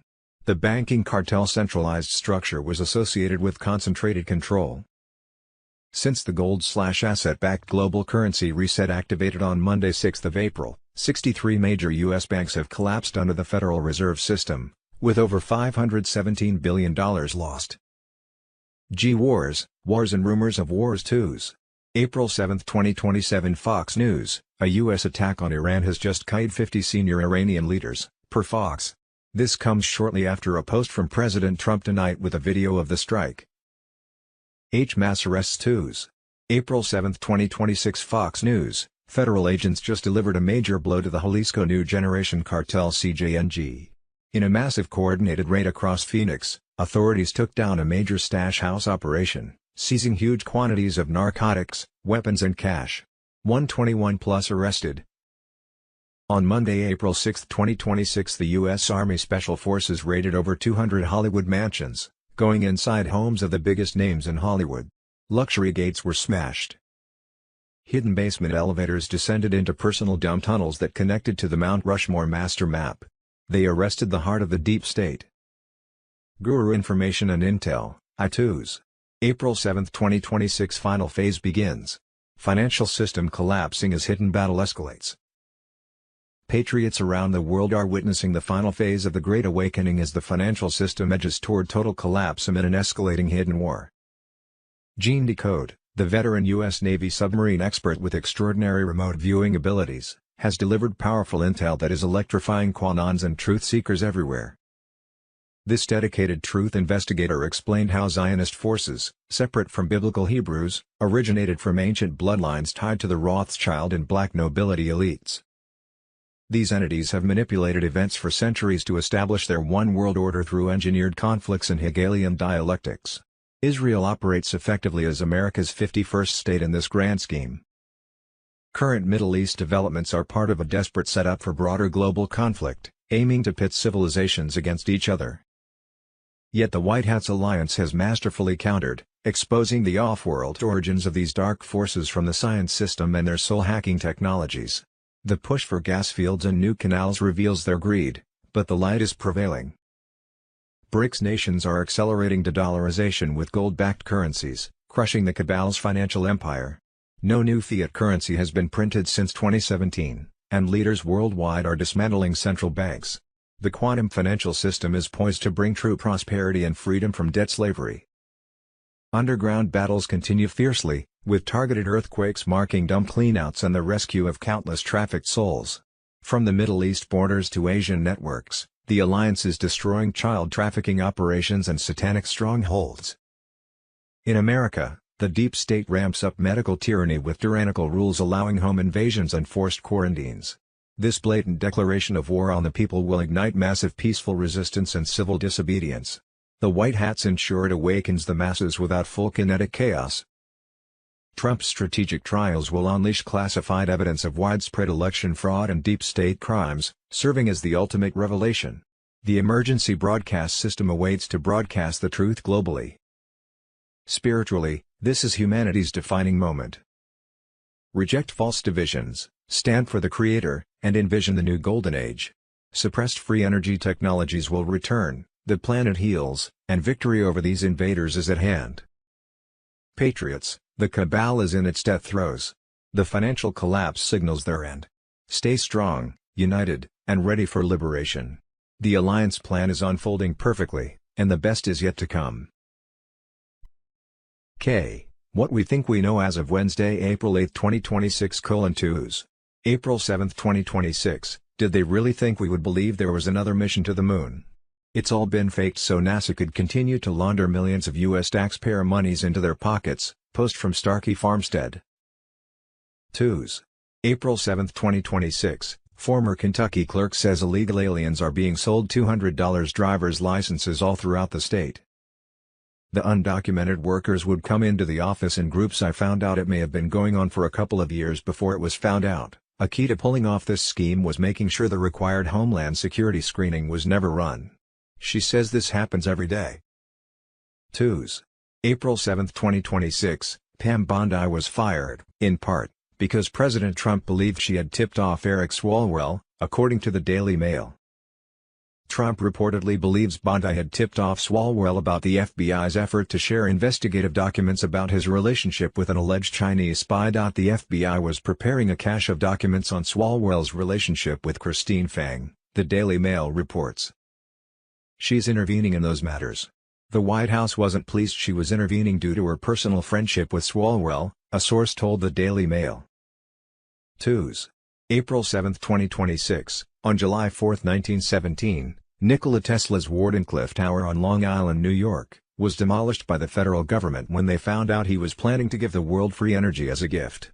It was an early experimental wireless transmission station designed and built in 1901 to 1902. They censored Tesla using the newspapers they controlled. Nikola Tesla was one of the most important inventors of all the time, and they never taught you about him in schools, and this is solely because they don't want you digging about free energy. Jazara Nizara on Telegram. 2. April 7, 2026, Obama diverted $400 million from Iran's pallets of cash through the Dubai embassy to Italian operatives and Merrill Lynch in Geneva to fuel the stolen 2020 election, which was exposed, under oath, by Maria Zack. In return, Leonardo Spa officials used military satellites and CIA tools like Hammer and Scorecard to hack U.S. voting machines, flipping Trump votes to Biden along with other fraudulent methods, machines, mail-in ballots, and remote access.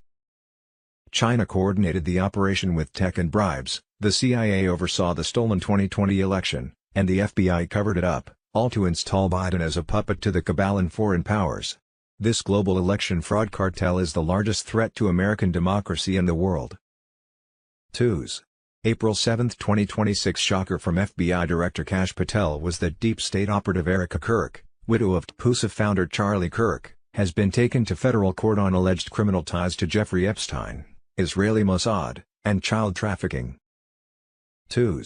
April 7, 2026, breaking overnight intel drop, Trump's ultimatum shakes the world, Iran on the brink, oil explodes, global order at stake, intel drop / April 7, 2026. 2. April 7, 2026, breaking military intel, bleeding, alone, hunted, U.S. colonel survives the impossible in Iran, a story that defies logic and redefines survival. 2. April 7, 2026, bombshell alert, Treasury Secretary Scott Bessent orders massive bank audits by IRS in $18 billion Minnesota welfare laundering scandal. 2. April 7, 2026, breaking, the New World Order, U.S. moves to withdraw 100,000 troops from Europe and halt trillions in defense spending. 2. April 7, 2026, The shocking story they never wanted you to hear. L. What we thought we knew, but didn't really know and now am supposed to know but don't have a clue. With clones, doubles, made-up movies Hollywood style and Trump's military alliance throwing more popcorn at us, it gets so confusing. Sunday, April 5, 2026, boom. 1913 exposed, Trump strikes final blow to the IRS, tariffs in, income tax out, Trump's signature on dollar signals return to pre-1913 prosperity and true sovereignty. 2s. April 7, 2026, Jamie Dimon, CEO of J.P. Morgan Chase, says the U.S. government raising taxes doesn't do anything to help the average American. He says raising taxes does nothing because Congress just launders the money to their friends, special interest groups and 17,000 lobbying groups. I don't know anyone, and you guys in the room, you might be Democrats, Republicans who thinks that sending another $1 trillion to Washington, D.C. will actually improve anything. So when you say raise taxes, if you said raise taxes and directly give it to the people who need it, do it. That does not happen. It goes to all these interest groups, and they give it to their friends and all that. Which is why the people are considered a swamp. It's kind of a swamp, the 17,000 lobbying groups. But bank companies are guilty too. They're just fighting for their one self-interest as opposed to what's good for my country. Project Odin martial law on Telegram. 2s. April 7, 2026, former IRS agent. He spent 2 years of investigating claims of people who said there is no law to say we have to pay income taxes. He quit and has not paid in 25 years. We were lied to, misled and robbed for decades. Just give it time to roll out. We are still in the Matrix. Q. The Storm Rider on Telegram. On Monday, April 6, 2026, the U.S. Army Special Forces raided over 200 Hollywood mansions, going inside homes of the biggest names in Hollywood. Luxury gates were smashed. Hidden basement elevators descended into personal dump tunnels that connected to the Mount Rushmore master map. They arrested the heart of the deep state. With the mass arrests now in full force, a financial tsunami and global lockdown with temporary martial law appeared imminent. The new gold/asset-backed quantum financial system, QFS, was set to wipe out the Rothschild central banking system. Chase, Bank of America, Wells Fargo, Citibank could soon be offline with your bank account balance zero, bank card declined, ATMs and bank apps not working. It is advised to withdraw your bank account monies out now. This worldwide financial collapse had been coming for a long time. Dutch banker Ronald Bernard had reached the highest levels of the Illuminati, crashed national economies, bankrupt companies and was an expert at money laundering. Clinton's Badawgate was discredited as fake news by the mainstream media despite NBC's, June 11, 2013. Televised report regarding Hillary Clinton using her position as U.S. Secretary of State to cease an investigation into child trafficking within the State Department. EBS, martial law, 10 days of darkness. A Judy note, some say the EBS would be here tomorrow 7th of April. Some say in 2 days, or by Saturday 18th of April, or by Friday 1st of May.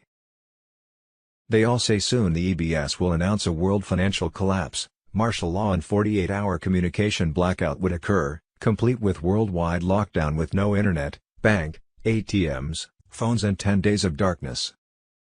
7 trumpets will sound on our cell phones across the planet to announce. A whopping 50,000 military troops have been mobilized to ensure EBS mandates. Monday, April 6, 2026, the EBS alert countdown has begun to martial law. EBS test signals have been confirmed in multiple regions. Stay vigilant for activation. No exact timeline is public, but secure briefings indicate readiness.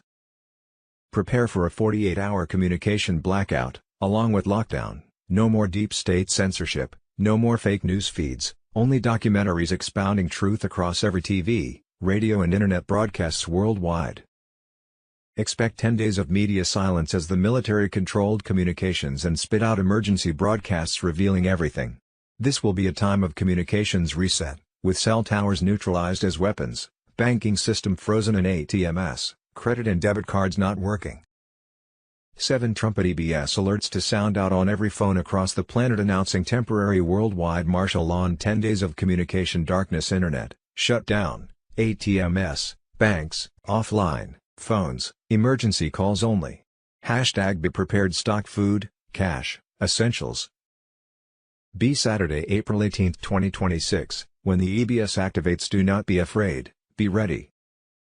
There will come a moment very soon, April 18, 2026, when every screen in the world displays the same message. Your phone, your television, your computer. All of them, simultaneously. The emergency broadcast system will activate. Not for a hurricane. Not for an earthquake. For the truth. For 72 hours, the world will receive a continuous stream of declassified information. The real history of the last 100 years. The crimes committed against humanity by those WHO claim to protect it. The technology that was stolen from you. The financial system that enslaved you.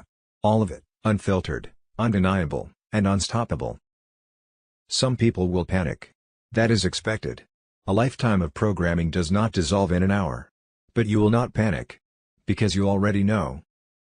You have been preparing for this moment every time you read a post on this channel. Every time you shared the truth when it was unpopular. Every time you trusted your instincts over their narrative. When the EBS goes live, your role is simple. Be the calm in the storm. Be the person your family turns to. Be the one WHO says, I told you.